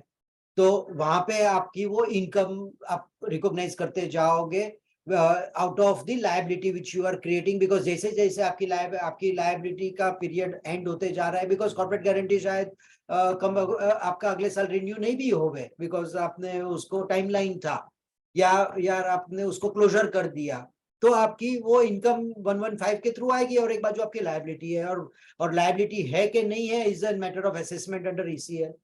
And therefore, under 4.2, it says measured at fair value through PNL, where it is so and so. And मैं यहाँ पे आपका ये पैराग्राफ है कि भाई मैनेजमेट मेजरमेंट है यहाँ पे. And 5.53 says that subject to paragraph 5.13 to 16, at each reporting date shall measure the loss allowance for a financial instrument at an amount equal to lifetime ECL. If the credit risk of that financial instrument has increased, so and so हम लोग ने पहले देखा. And अब यहाँ पे ये हो रहा है कि 4.2.2 कंपनी की रिस्पॉन्स ये थी कि भाई para 4.2.2 of 109 gives an option to the entity to measure a financial at fair value under certain conditions. It is not mandatory for the entity to apply 4.2.2. Then the company has chosen not to apply 4.2.2 of 109 for this corporate guarantee. ये company की argument है. And corporate guarantee में आपको मालूम है कि इन days 104 के अंदर में those who from inception said that my financial guarantee contracts are in nature of an insurance contract, तो 109 की जगह पे वो 104 अप्लाई करता है. But you have to apply 104 from inception. You cannot start changing from 109 to 104 halfway through. तो company ये बोलती है कि भाई हमें जरूरत नहीं है. अब NFRA क्या बोलती है that the company is understanding that para 4.2 of 109 is optional and the company has decided not to opt for the same is incorrect, as para 3.1 specifically states that a financial liability should be classified in accordance with 4.2.1 and 4.22 and है और नहीं है and measured in accordance with 5.1.1. हम लोग ने input में हम लोग ने देखा both यहाँ पे 2.1 and 2.2 and है and measurement in 5.1. In this case 4.21 is not optional and part C ये जो हमने देखा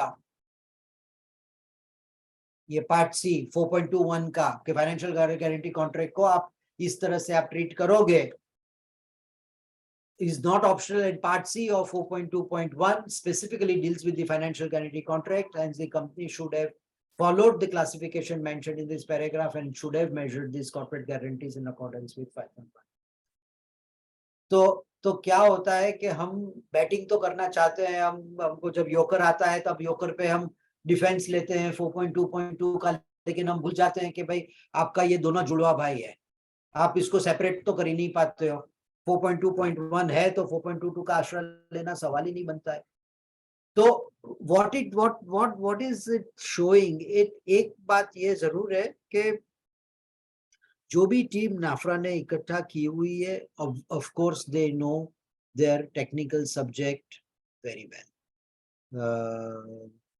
And I because ये सारा जो फाइन कोम हम बोलते हैं, ये फाइन कोम तभी पॉसिबल है कि जब किसी को स्टैंडर्ड इन एंड आउट पता है, बिकॉज ये कोई सर्च से नहीं मिलना है, ये तो आपकी ये ट्रेनिंग, आपकी ये लर्निंग, आपकी ability to decipher the gaps between your statement versus the standard की ये कैपेसिटी है। तो ये तो आगे चल करके ये तो फाइन ट्यून और होती ही जाएगी, और ये तो ये होगा कि जितना जितना एक्सपीरियंसेस नेफ्रा को ये FRQR में मिलने वाला है, उतना तो स्टैंडर्ड तो हर जगह पे चेक होता जाएगा। कुछ 107 का कुछ मैं ले लेता हूँ, फिर उसके बाद में शायद कुछ बाकी के नहीं लूंगा। फिर वो एक गारंटी में एक सवाल संदीप जी छोटा सा जी, कि आजकल क्या है, ये जो NCLT वगैरह मैटर जा रहे हैं और उसके आधार पर जो है मोस्ट ऑफ द केसेस में ये कॉर्पोरेट गारंटी आजकल इन्वोक होने लगती है जी। तो ऐसे के अंदर में जब इन्वोक हो जाती है तो कंटिजेंट लायबिलिटी आपकी सर कंटिजेंट लायबिलिटी है ही नहीं सर, यही तो हो गई, वो क्रिस्टलाइज हो गई। मैं वही बोल रहा हूँ सर। जब पहली तो बात होती है कॉर्पोरेट गारंटी, तो जब देते हैं तब तो देखते हैं कि दे दिए 100 करोड़ 200 करोड़, और जब क्रिस्टलाइज होती है तो कंपनी के पास उतनी नेटवर्क ही नहीं है, आप उतना कॉर्पोरेट गारंटी तो कंपनी सफा। तभी तो सर ये क्वेश्चन तो वहीं तो आ रहा है ना कि जो कंपनी आज इश्यू कर रही है वो एट इंसेप्शन उसकी क्या वैल्यू कर रही है। बिकॉज दो चीज होगी ना सर, एक है कि आपने कॉर्पोरेट गारंटी दिया फॉर बैंकिंग फैसिलिटी, अब बैंकिंग फैसिलिटी के अंदर में आप ये भी तो नहीं बोल सकते हो कि भाई मैंने 100 करोड़ दिया, ईयर एंड के अंदर सब्सिडियरी ने खाली 2 करोड़ रुपए का पैसा वापरा हुआ है, इसका मतलब ये हो गया कि मेरी गारंटी लायबिलिटी मैक्सिमम 2 करोड़ हो जाएगी। लेकिन वो तो होना नहीं है, क्योंकि वो एक एस्पेक्ट है आपका, कितना आप उसने अवेल किया, उसके सामने आप कितना पैसा चार्ज करने वाले थे। लेकिन उसके बाद में अगर 1 अप्रैल को अगर उसने पूरा, अगर उसकी कैपेबिलिटी होती है और पूरा 100 करोड़ रुपए ड्रॉ कर दिया, तो आपकी गारंटी तो 100 करोड़ की कंटिन्यूइंग है ना। तो उसकी जो मेजरमेंट ऑफ लायबिलिटी है, वो मेजरमेंट ऑफ लायबिलिटी का ये बड़ा एक ये सबसे बड़ी सर corporate guarantee की measurement of a liability under this para 4.21 is one of the big gap in the financial state. नहीं, मेरा ये सवाल था कि ऐसे केस के अंदर जो NCLT की प्रोसीडिंग्स चलती रहती है और NCLT की प्रोसीडिंग्स को देखते हुए, और जब तक वो invocation of the corporate guarantee नहीं होता है, तब तक इस कंपनी जिसकी हम ऑडिट कर रहे हैं, जिसमें वो कॉर्पोरेट गारंटी दी हुई है, तो वैसे में क्या उसका इम्पेयरमेंट के ऊपर में कुछ हमको वर्किंग करना आपका दो चीज है ना सर, एक है कि आपकी एक इन्वेस्टमेंट और लोन्स और रिसीवेबल्स की एक आइटम है, सेकंड है आपने उसको गारंटी दे करके रखी है, अब सवाल ये है कि आपके बुक्स के अंदर में एज अ गारंटर्स के बुक्स के अंदर में उसकी फाइनेंशियल लायबिलिटी क्या आएगी, जिसका प्रोविजन आपके बुक्स में होना चाहिए, उसका असेसमेंट करना पड़ेगा। वो असेसमेंट के अंदर में सवाल ये आएगा कि स्टैंड अलोन कंपनीज की खुद की कितनी एसेट है। उसके बाद में फिर सवाल ये है कि कितना अगर आपका क्लाइंट अगर मना कर रहा है तो फिर आपका देन कम्स द क्वेश्चन कि फिर आपका क्वालिफिकेशन पे बात आएगा, क्योंकि कई जगह पे वो बोलते हैं कि भाई नहीं, मुझे अग्री नहीं करना है कि मेरे को लायबिलिटी बुक करनी है, because I am still challenging the matter in supreme court, I am still challenging in the matter कि भाई कंपनी के अंदर में सेटलमेंट होगा तो मेरे को कॉर्पोरेट गारंटी का पैसा देने को नहीं आएगा। लेकिन सवाल ये है कि ये सारा लायबिलिटी का असेसमेंट करने के लिए खाली वर्बल स्टेटमेंट से तो कुछ होना नहीं है। अब भाई आपने देख लिया अभी कि वो जो फ्रॉड के अंदर में नाफ्रा ने क्या बोल दिया कि भाई you can not just be relying upon the opinion of the और लीगल लॉयर। तो क्वेश्चन क्या हो रहा है कि ये जो कॉर्पोरेट गारंटी सबसे बड़ी सेंसिटिव मैटर हो रही है, सबसे बड़ी सेंसिटिव मैटर हो रही है। तो क्या इस केस में कॉर्पोरेट गारंटी का लायबिलिटी प्रोविजन बुक्स में कर देना चाहिए? अभी if on a fair assessment of the net receivables, your liability is going to get crystallized, तो whether उसका कितना अमाउंट होगा, उसका कितना डिस्काउंटिंग करके आप उसका प्रोविजन करोगे और नहीं कर पाते हो, then comes a question कि whether आप उसको डिस्क्लेमर करोगे, आप उसको क्वालिफिकेशन करोगे। अगर आपकी एसेट साइज की कंपैरिजन में वो गारंटी बहुत बड़ी है, तो देन उसका financial statement see whether can you give true and fair या you can only give qualification. तो पहला तो क्वालिफिकेशन देखना पड़ेगा कि भाई कंपनी एसेस नहीं कर रही है कि इसमें से कितनी गारंटी मेरी लायबल होगी। आपको तो नॉन प्रोविजन की क्वालिफिकेशन करनी पड़ेगी। बट सर, होल्डिंग कंपनी अपनी ही सब्सिडरी कंपनी को बैंक से लोन लेने के लिए कॉर्पोरेट गारंटी जब दे देती है, और सब्सिडरी कंपनी बहुत साउंड कंपनी है, और आई एम प्रीटी श्योर कि वो कभी फेल नहीं होगा डिस्पाइट दोज डॉक्यूमेंट्स, फिर भी हम प्रोविजन करें तो उसका फिर क्या बेसिस क्या है? कैसे लें उसको? नहीं सर, दो चीज की बात हो रही है सर। एक बात हो रही थी जहाँ एनसीएलटी में मैटर है, और दूसरी जहाँ पे हम बोल रहे हैं कि कंपनी की साउंड फाइनेंशियल कंडीशन है। तो आज टाटा ग्रुप में देखेंगे सर, तो टाटा ग्रुप के अंदर में इनके पास में काफी ग्रुप कंपनीज हैं, टाटा सन्स हैं जो गारंटीज दे रही है, उनकी खुद की कंपनीज है जो आज फॉर चीपर फाइनेंसिंग मेथड के, बिकॉज उसकी कैपिटल नहीं है, ग्रीनफील्ड प्रोजेक्ट है, उसका लोन्स के लिए एडिशनल गारंटीज दे जा रही है। ये जरूरी नहीं है कि हर एक चीज के अंदर में आपको प्रोविजन एट इंसेप्शन होगा, लेकिन उसकी जो डिस्क्लोजर स्टैंडर्ड्स आपकी है, जो आपको डिस्क्लोज करना है नोट्स के अंदर में कि भाई ये फाइनेंशियल गारंटी की किस तरह से आपने ट्रीटमेंट की, उसका प्रोविजन नहीं होवे तो ये नहीं बोलता हूं कि ये आपका स्टैंडर्ड गलत होगा। पॉसिबल है कि मेरी फाइनेंशियल लायबिलिटी अभी नील है, लेकिन वो नील होने के लिए मेरे पास में वर्किंग और उसका डिस्क्लोजर तो जो स्टैंडर्ड बोल रहा है वो तो करना ही पड़ेगा ना सर।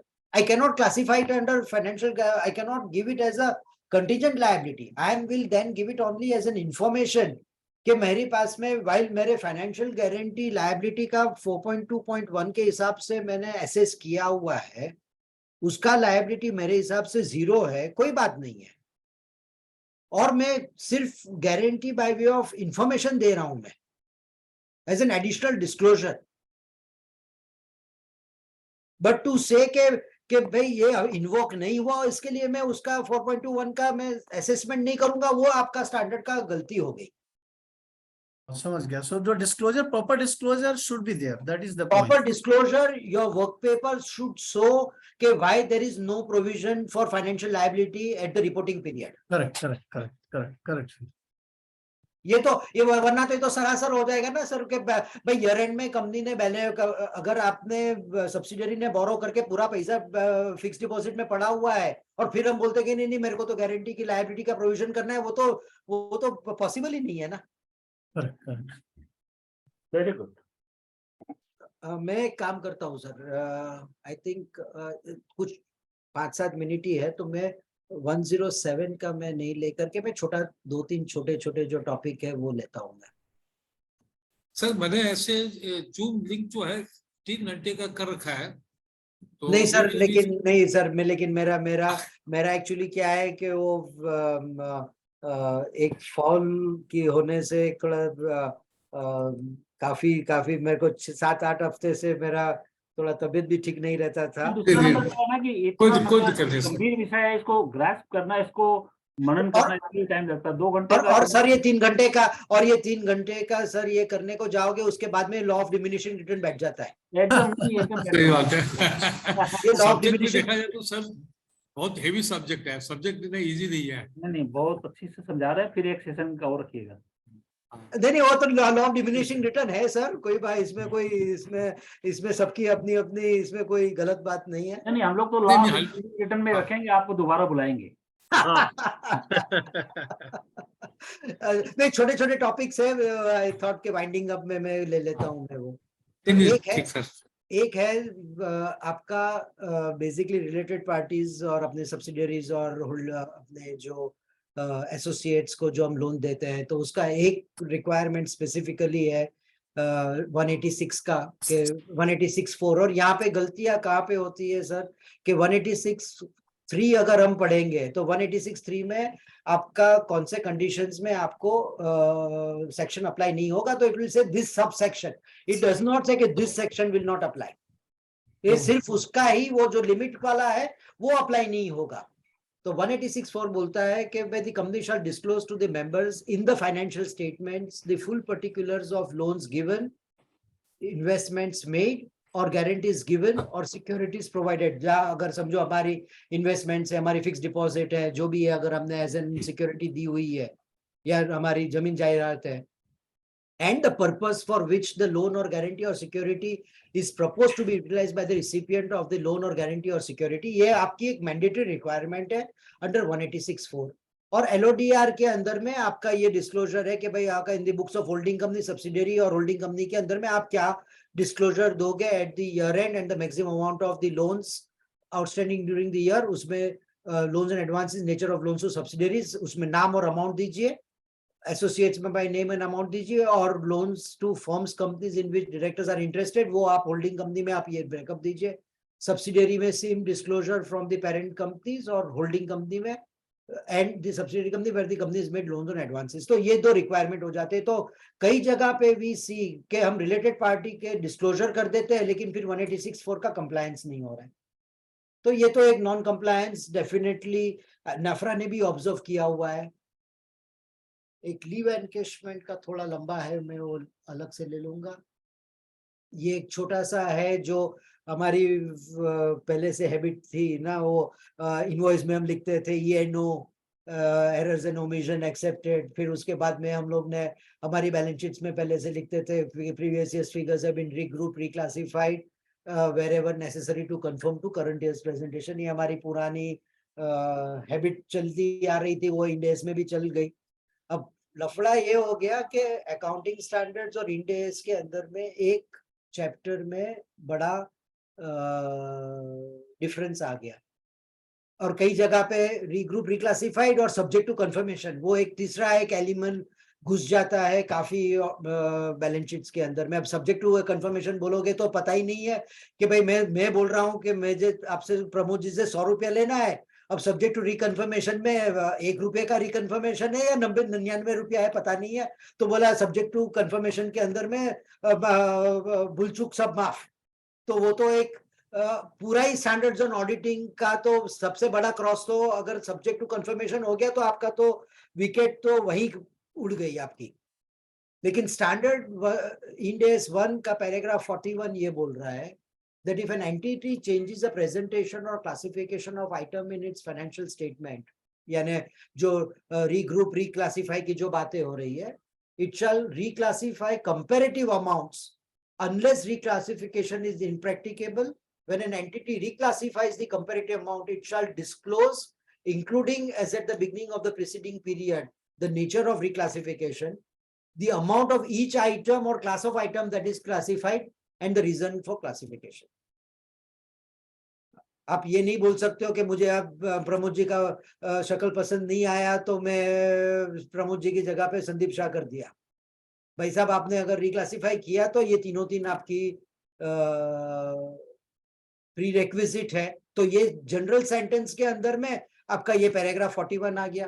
तो कंपनी बोलती है कि भाई हमने तो कुछ रिक्लासिफाई किया नहीं, दिस इज द आंसर, कि हमने बैलेंस शीट और प्रॉफिट लॉस अकाउंट में हमने कुछ रिक्लासिफाई नहीं किया, स्टैंडर्ड डिस्क्लोजर है वो सारी कंपनियां दे रही है तो हम लोग ने भी दे दिया, और there be no reclassification because आप ये 19-20 का देख दीजिए, आप मेरा 20-21 का देख दीजिए, जो हम लोग ने 20 में बताया था वो मेरा 20-21 में कंपेरेटिव है, तो प्रूफ है ये है कि भाई हम लोग ने कुछ क्लासिफाई नहीं किया। तो नेफ्रा क्या बोलता है, that there are no details of regrouping reclassification made to enable the users of financial statements to understand the impact of the above reclassification regrouping. Also, it is not clear whether this regrouping reclassification were due to correction of prior period errors. कहाँ से कहाँ चला जाता है? As defined under Ind AS 8. If so, it is unclear whether these errors needed any restatement of amounts as required by para 42 of Ind AS 8 or the reclassification due to changes in presentation or classification of items under para 41.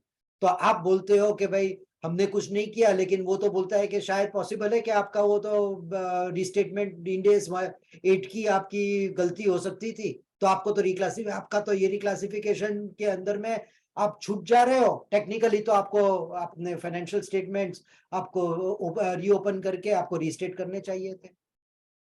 तो कहाँ पे ये innocuous line, और वो innocuous line वो चीटी दिखती है चीटी, लेकिन वो हाथी को हिला रही है। अच्छा संदीप जी, ये बताइए नाफरा का क्या हर अकाउंटिंग स्टैंडर्ड के ऊपर में अपना कुछ गाइडलाइन है क्या? नहीं, तो जैसे आप बताए नाफरा ऑब्जर्व्स, तो ये ऑब्जर्व्स मतलब कहाँ तो पर ये बिकॉज इन्होंने बैलेंस शीट पिकअप करके इनको क्वेश्चंस पूछे, और क्वेश्चन पूछ करके कंपनी और ऑडिटर्स के रिस्पांस लिए, और रिस्पांस लेने के बाद में इन्होंने जो उन्होंने रिप्लाईज मिले उसके बेसिस पे फाइनली उनकी ऑब्जर्वेशन आई है। अच्छा, ये पब्लिक डोमेन में है क्या इनका? पब्लिक डोमेन में सर। ओके, तो that becomes a sort of guideline for future. हाँ, ये जो प्रमोद जी जब बता रहे थे कि भाई मुझे कुछ नाफरा से रिलेटेड, तो मैंने उनको बोला था कि भाई हम लोग इसी को लेकर के हम चलते हैं, शायद we will be able to relate better, क्योंकि खाली थियरी को बोलने से सर मुश्किल भी कई टाइम हो जाता है। नहीं, अच्छा किया आपने, प्रैक्टिकल क्या इम्प्लीकेशन है नाफरा का, अल्टीमेटली क्या व्यू वही काउंट करेगा। और ये एक छोटी लास्ट आइटम है सर, जो इवेंट्स आफ्टर बैलेंस शीट में जो पैराग्राफ के भाई जहाँ पे हम लोग की आफ्टर द नोट्स में जब हमारी अकाउंटिंग पॉलिसी पहले बेसिस ऑफ प्रिपरेशन और बैकग्राउंड के अंदर में हम लिखते हैं कि यार approve for issue by the audit committee and the auditor of directors head on, because ये एक रिक्वायरमेंट है।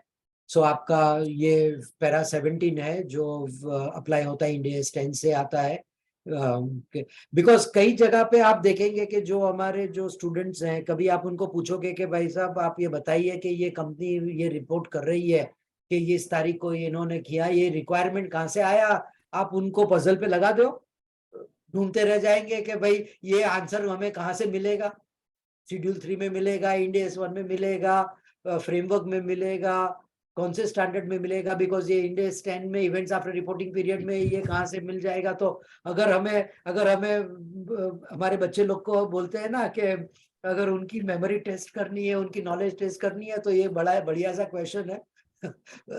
जो जानकार है, लेकिन वो गूगल करेगा तो शायद गूगल करेगा तो भी थोड़ा मुश्किल होगा, बिकॉज गूगल में भी इतना जल्दी ये आंसर नहीं मिल रहा है कि ये कौन से स्टैंडर्ड और पैराग्राफ से ये मिल रहा है। तो खैर ये पैरा 17 है, which says that shall disclose the date when the financial statements were approved for issue and who gave that approval, and if the entity's owners or others have the powers to amend the financial statements after issue, the entity shall disclose that fact. ये आपका requirement है। अब contention ये है कि the power to revise the financial statements flow from 130, which is our reopening of the books of account or the court or the tribunal's order, and 131 अगर आपका voluntary revision by the company, but still आपको voluntary revision फिर भी तो NCLT के पास में जाना ही पड़ता है। There are unless restatement did not go, restatement under Ind AS 8 वो फिर आप अडॉप्ट नहीं कर रहे हैं तो वो आपका खाली रिस्टेटमेंट हो जाएगा, लेकिन आपका रिवीजन अगर करना है तो आपको एनसीएलटी में जाना ही पड़ेगा, वॉलंटरी और through the 130. So there are various other powers also with the shareholders that emanate from Companies Act for which are for want of irrelevance are not mentioned in the financial statement. So this was the company's argument कि भाई साहब हमें ये second link का तो हमें कोई दरकार ही नहीं बन रहा था कि किसको पावर है, because finally तो shareholders को है, लेकिन shareholders is with NCLT. But finally NFRA observes that the company has not disclosed that the shareholders have the powers to amend the financial statements after issue, albeit with the approval of the NCLT under section 131, वो आपका second part of the link हो जाता. तो that is NFRA's view. मैं ये चलने के बाद में सर मैं क्लोजिंग में बहुत फेवरेट टॉपिक है हर जगह पे कि भाई सब कुछ चैट जीपीटी को पूछो, शायद चैट जीपीटी जवाब दे पाएगा. तो मैं तो चैट जीपीटी तो नहीं हूँ सर, इतना तो मेमोरी पावर नहीं है, लेकिन जितना है उतना आपके सामने जीपीटी तो पहले डिस्क्लेमर देता है कि हमारे तो कोई ओपिनियन है, होती ही नहीं है. So in conclusion, sir, my closing thoughts are that the quality of reporting is not what you put into it, but what the readers get out of it. And in this case, can be the regulators, can be shareholders, can be whoever.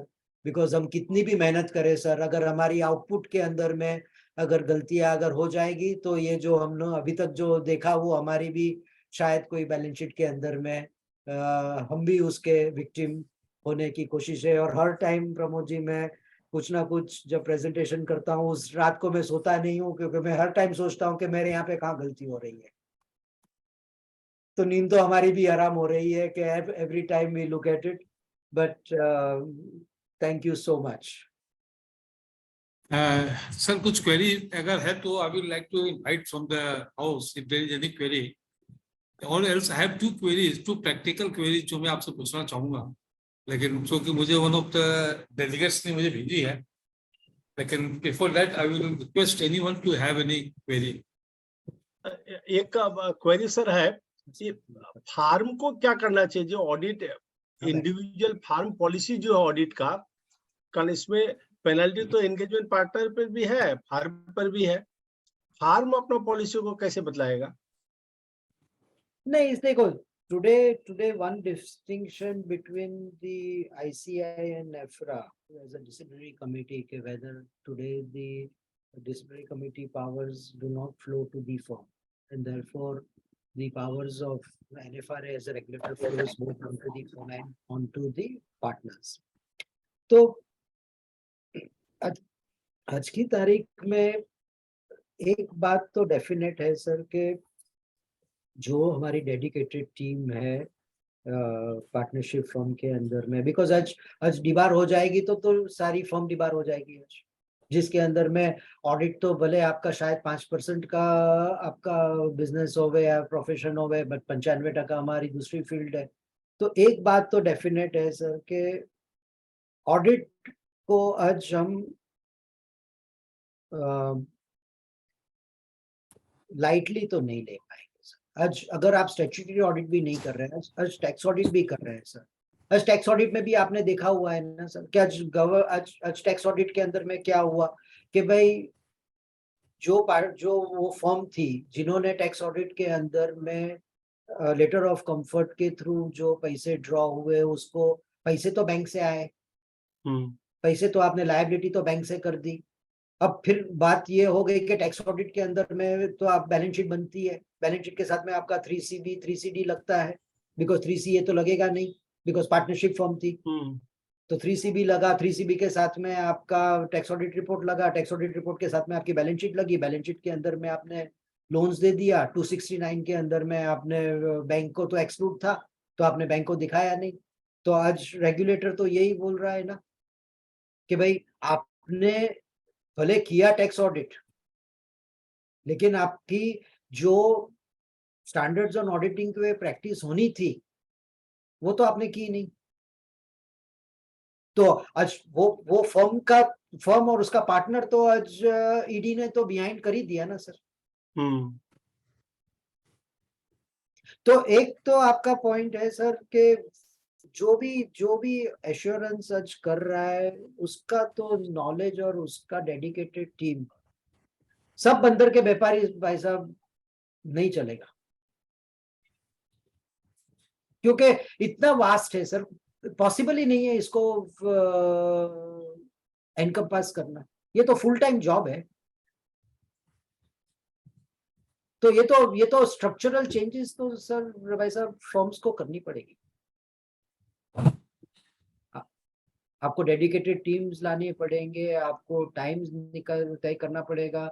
अगर हमसे manage नहीं हो पा रहा है, अगर हमारे पास में बैंडविड्थ नहीं है, तो फिर हमको सोचना भी पड़ेगा कि भाई हम फिर क्यों अश्योरेंस हम कर रहे हैं, हम सिर्फ हम कंप्लायंसेस और टैक्स रिटर्न्स करें या जीएसटी के रिटर्न्स करें, या फिर उनके साथ में टाई अप करें कि जिनके पास में आज फुल नॉलेजेबल बैंडविड्थ है, एग्जीक्यूशन की बैंडविड्थ है। ये तो रियलिटी है भाई साहब, और ये बदलना नहीं है। ये बाय द डे ये नॉइस लाउड हो रहा है।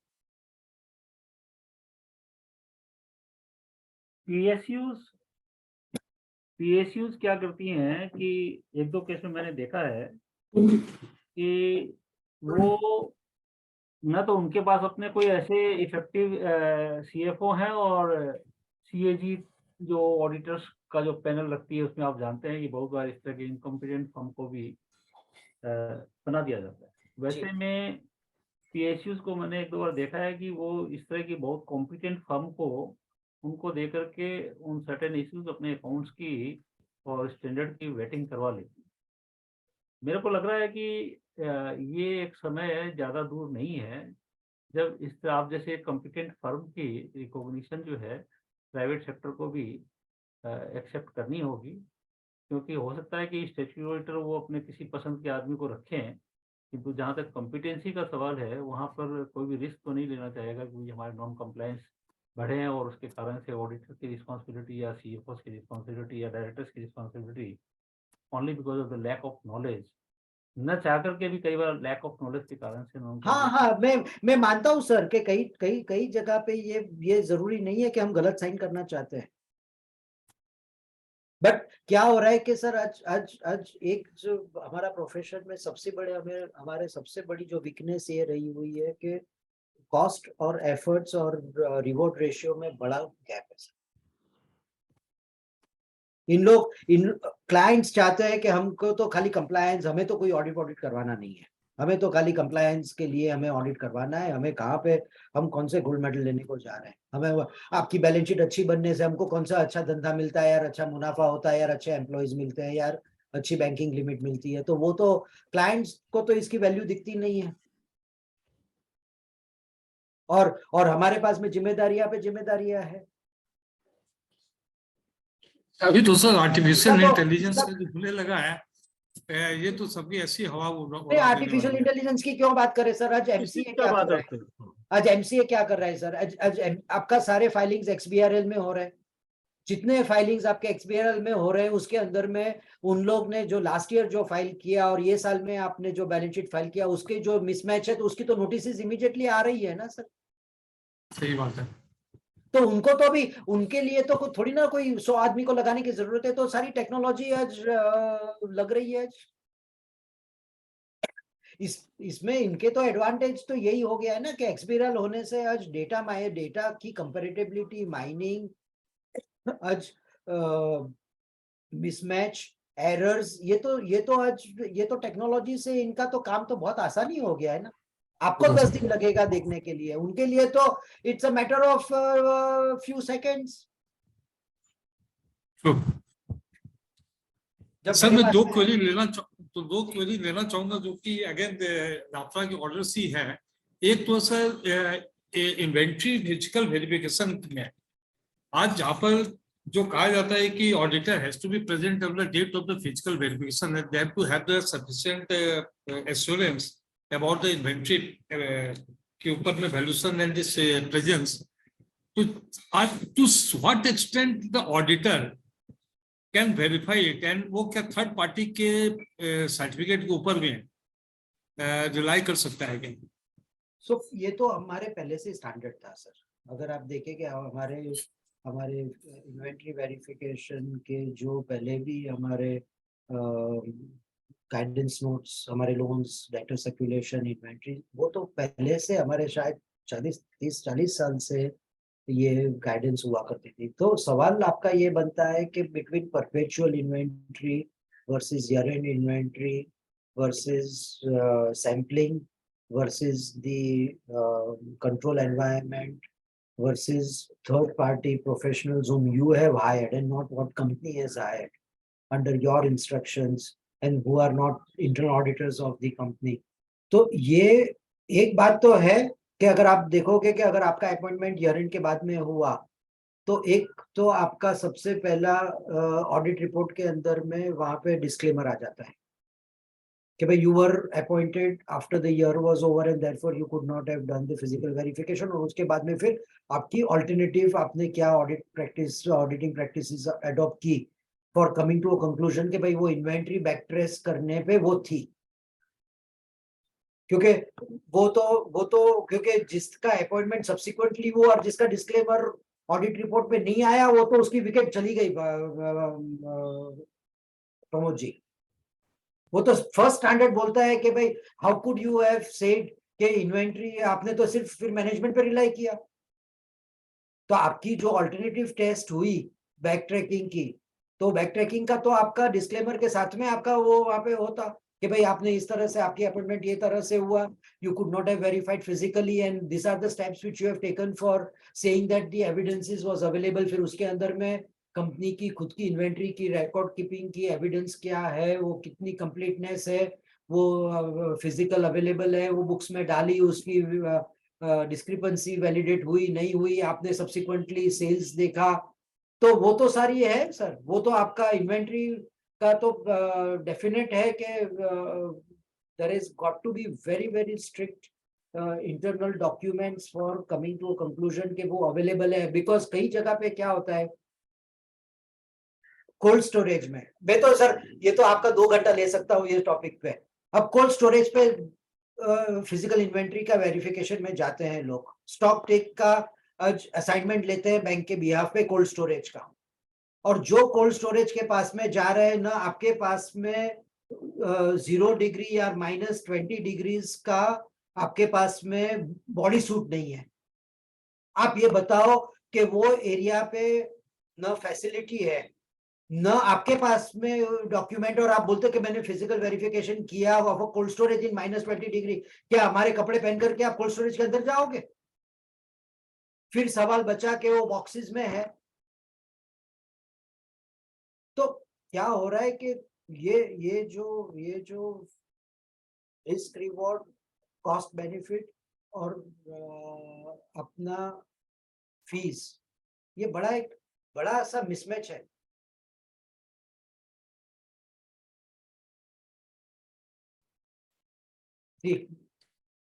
दूसरा सर क्वेरी हमारी नहीं, एक सेकंड संदीप जी, जहाँ पर एकदम इम्पॉसिबल है कि भी आप कर ही नहीं सकते फिजिकल वेरिफिकेशन, वहाँ ऑडिटर साफ साफ लिख दे ना। नहीं सर वो ऐसा नहीं होगा ना। अभी समझो आप माइनिंग इंडस्ट्री में चले गए जहां पे आपके पास में फिजिकल वेरिफिकेशन हो नहीं सकता, तो आपका ये भी तो नहीं है कि बिकॉज उसका एक कंटूर है। अब कंटूर है तो वो कंटूर के अंदर में सवाल ये है कि भाई उसका हाइट, उसका वॉल्यूमेट्रिक अगर आप देखने को जाओ, वॉल्यूमेट्रिक में जरूरी नहीं है कि भाई अगर वो असिमेट्रिकल आइटम है, भाई कोयले का हीप है तो कोयले का हीप है तो आप उसका कितना टनेज है, उसमें पानी का मॉइस्चर कंटेंट कितना है, उसके अंदर में उसका वोलेटाइल मटेरियल है कितना है, तो आपका तो फिजिकल होना इम्पॉसिबल है। तो 2-4% तो जमीन के नीचे धस जाता है। फिर नहीं फिर सवाल ये है कि उसके अंदर में तो आपका वजन के हिसाब से वो उसका आपका वो कोल्ड डस्ट हो जाएगा।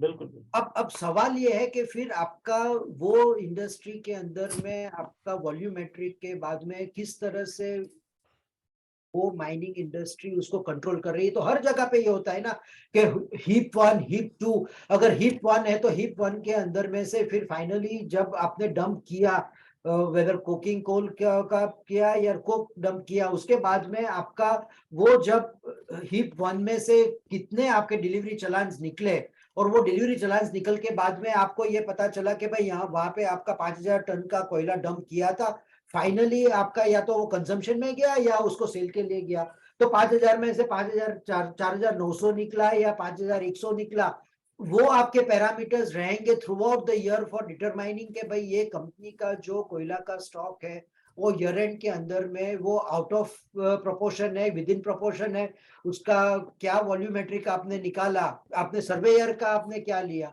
अब डायमंड इंडस्ट्री ले लीजिए सर, डायमंड इंडस्ट्री के अंदर में कौन सा चार्टर्ड अकाउंटेंट है जो आपको वीवीएस और वीएसआई या उसको एसआई का आप बता सकोगे। आपको तो भाई वो आपका वो सीजेड है यार, आपका वो लैब ग्रोन है यार, आपका डायमंड है, वही आपको समझ में नहीं आएगा। तो फिर आपको तो वहां पे तो आपको आपका जो प्रोफेशनल एक्सपर्ट है उसको तो आपको डायमंड्स का साइजिंग सैंपलिंग देकर के उसका इंडिपेंडेंटली लेना पड़ेगा ना रिपोर्ट। अगर वो आपके पास में रिकॉर्ड में नहीं है तो सिर्फ आपका मैनेजमेंट का कंप्लायंस पे वैल्यूएशन हो जाएगा। तो जो इंडस्ट्रीज के चैलेंजेस है वो इंडस्ट्रीज के चैलेंजेस के अंदर में आपके पास में ऑल्टरनेटिव करना ही पड़ेगा। आज इंश्योरेंस कंपनी ले लीजिए, हर बैलेंस शीट्स में ऑडिट रिपोर्ट लिखता था कि हमारा actual liability is based upon the actuary. अरे भाई साहब, पूरी इंश्योरेंस कंपनी के अंदर में कैश एंड बैंक को छोड़ करके सब कुछ एक्चुअरियल है।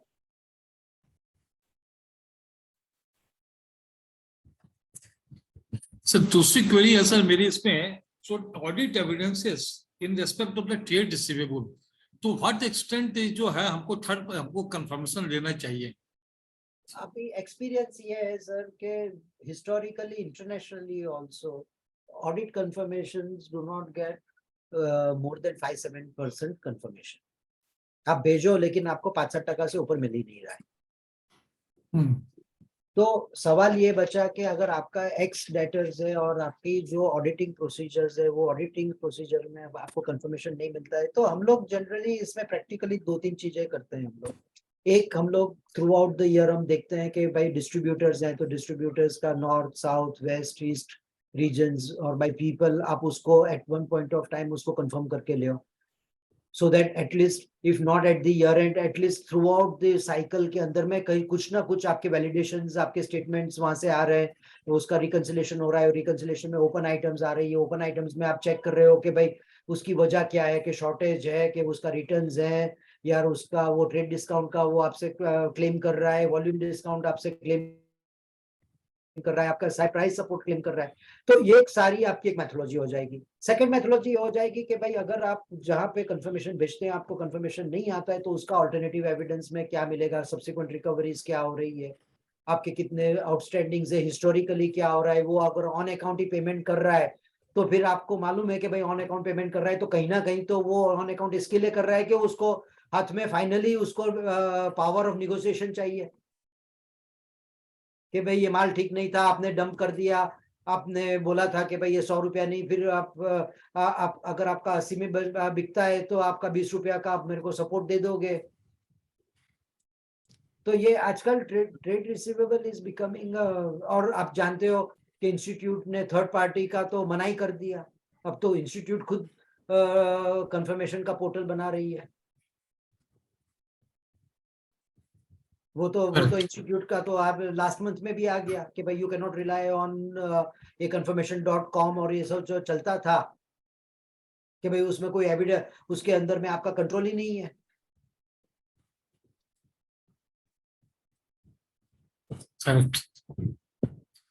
और कोई क्वेरी है इस रूल से? If there is any further query, because the topic endless है। नहीं एंडलेस है सर, ये तो endless है सर। पता ही नहीं चलेगा कि कितनी इश्यूज है क्या नहीं है, but then somewhere it has to come to end and it has to come to an end. It has to come to an end. और अगर क्वेरी नहीं तो फिर I will request Pramod Sanghai, सी Pramod Sanghai, our petrol member, to deliver a hearty vote of thanks for Sandeep Saji. Thank you, Speaker Sir Sandeep Saji. So nicely deliberated the issue. Particularly ऐसा complicated cases है, AS का, इंडस्ट्रेट का, नफरा का, disclosure का, company cheque का, schedule 3 का, accounting standard का और गाइडलाइंस का और इंस्टीट्यूट्स की जितने स्टेटमेंट्स है सारों को ध्यान में रखते हुए, ये हालांकि ये समुद्र है लेकिन आपकी विद्वता ने बहुत थोड़े ही समय में जितना भी आप कुछ दे पाए, पर्टिकुलरली 109 का, 107 का या लीज का, या एनसीएलटी संबंधित है, पर्टिकुलरली कॉर्पोरेट गारंटी का, बहुत ही नाइसली आपने वर्णन किया इसका, और बहुत ही आपको दिल से बहुत बहुत धन्यवाद तो बहुत छोटा हो जाएगा, इधर आभार व्यक्त करते हैं आपका कि आप में जो विद्वता है उसमें छोटे से समय में आप लोगों ने आपने पर्टिकुलरली हमारे बीबीडी बाग चार्टर्ड अकाउंटेंट स्टडी सर्किल जो कलकत्ता में है विद्यमान है, उसमें आप जैसे विद्वान लोग अगर आके इसमें हम लोगों को थोड़ा सा गाइड करते हैं तो ये प्रोफेशन के लिए भी अच्छा है, हम लोगों के लिए भी अच्छा है।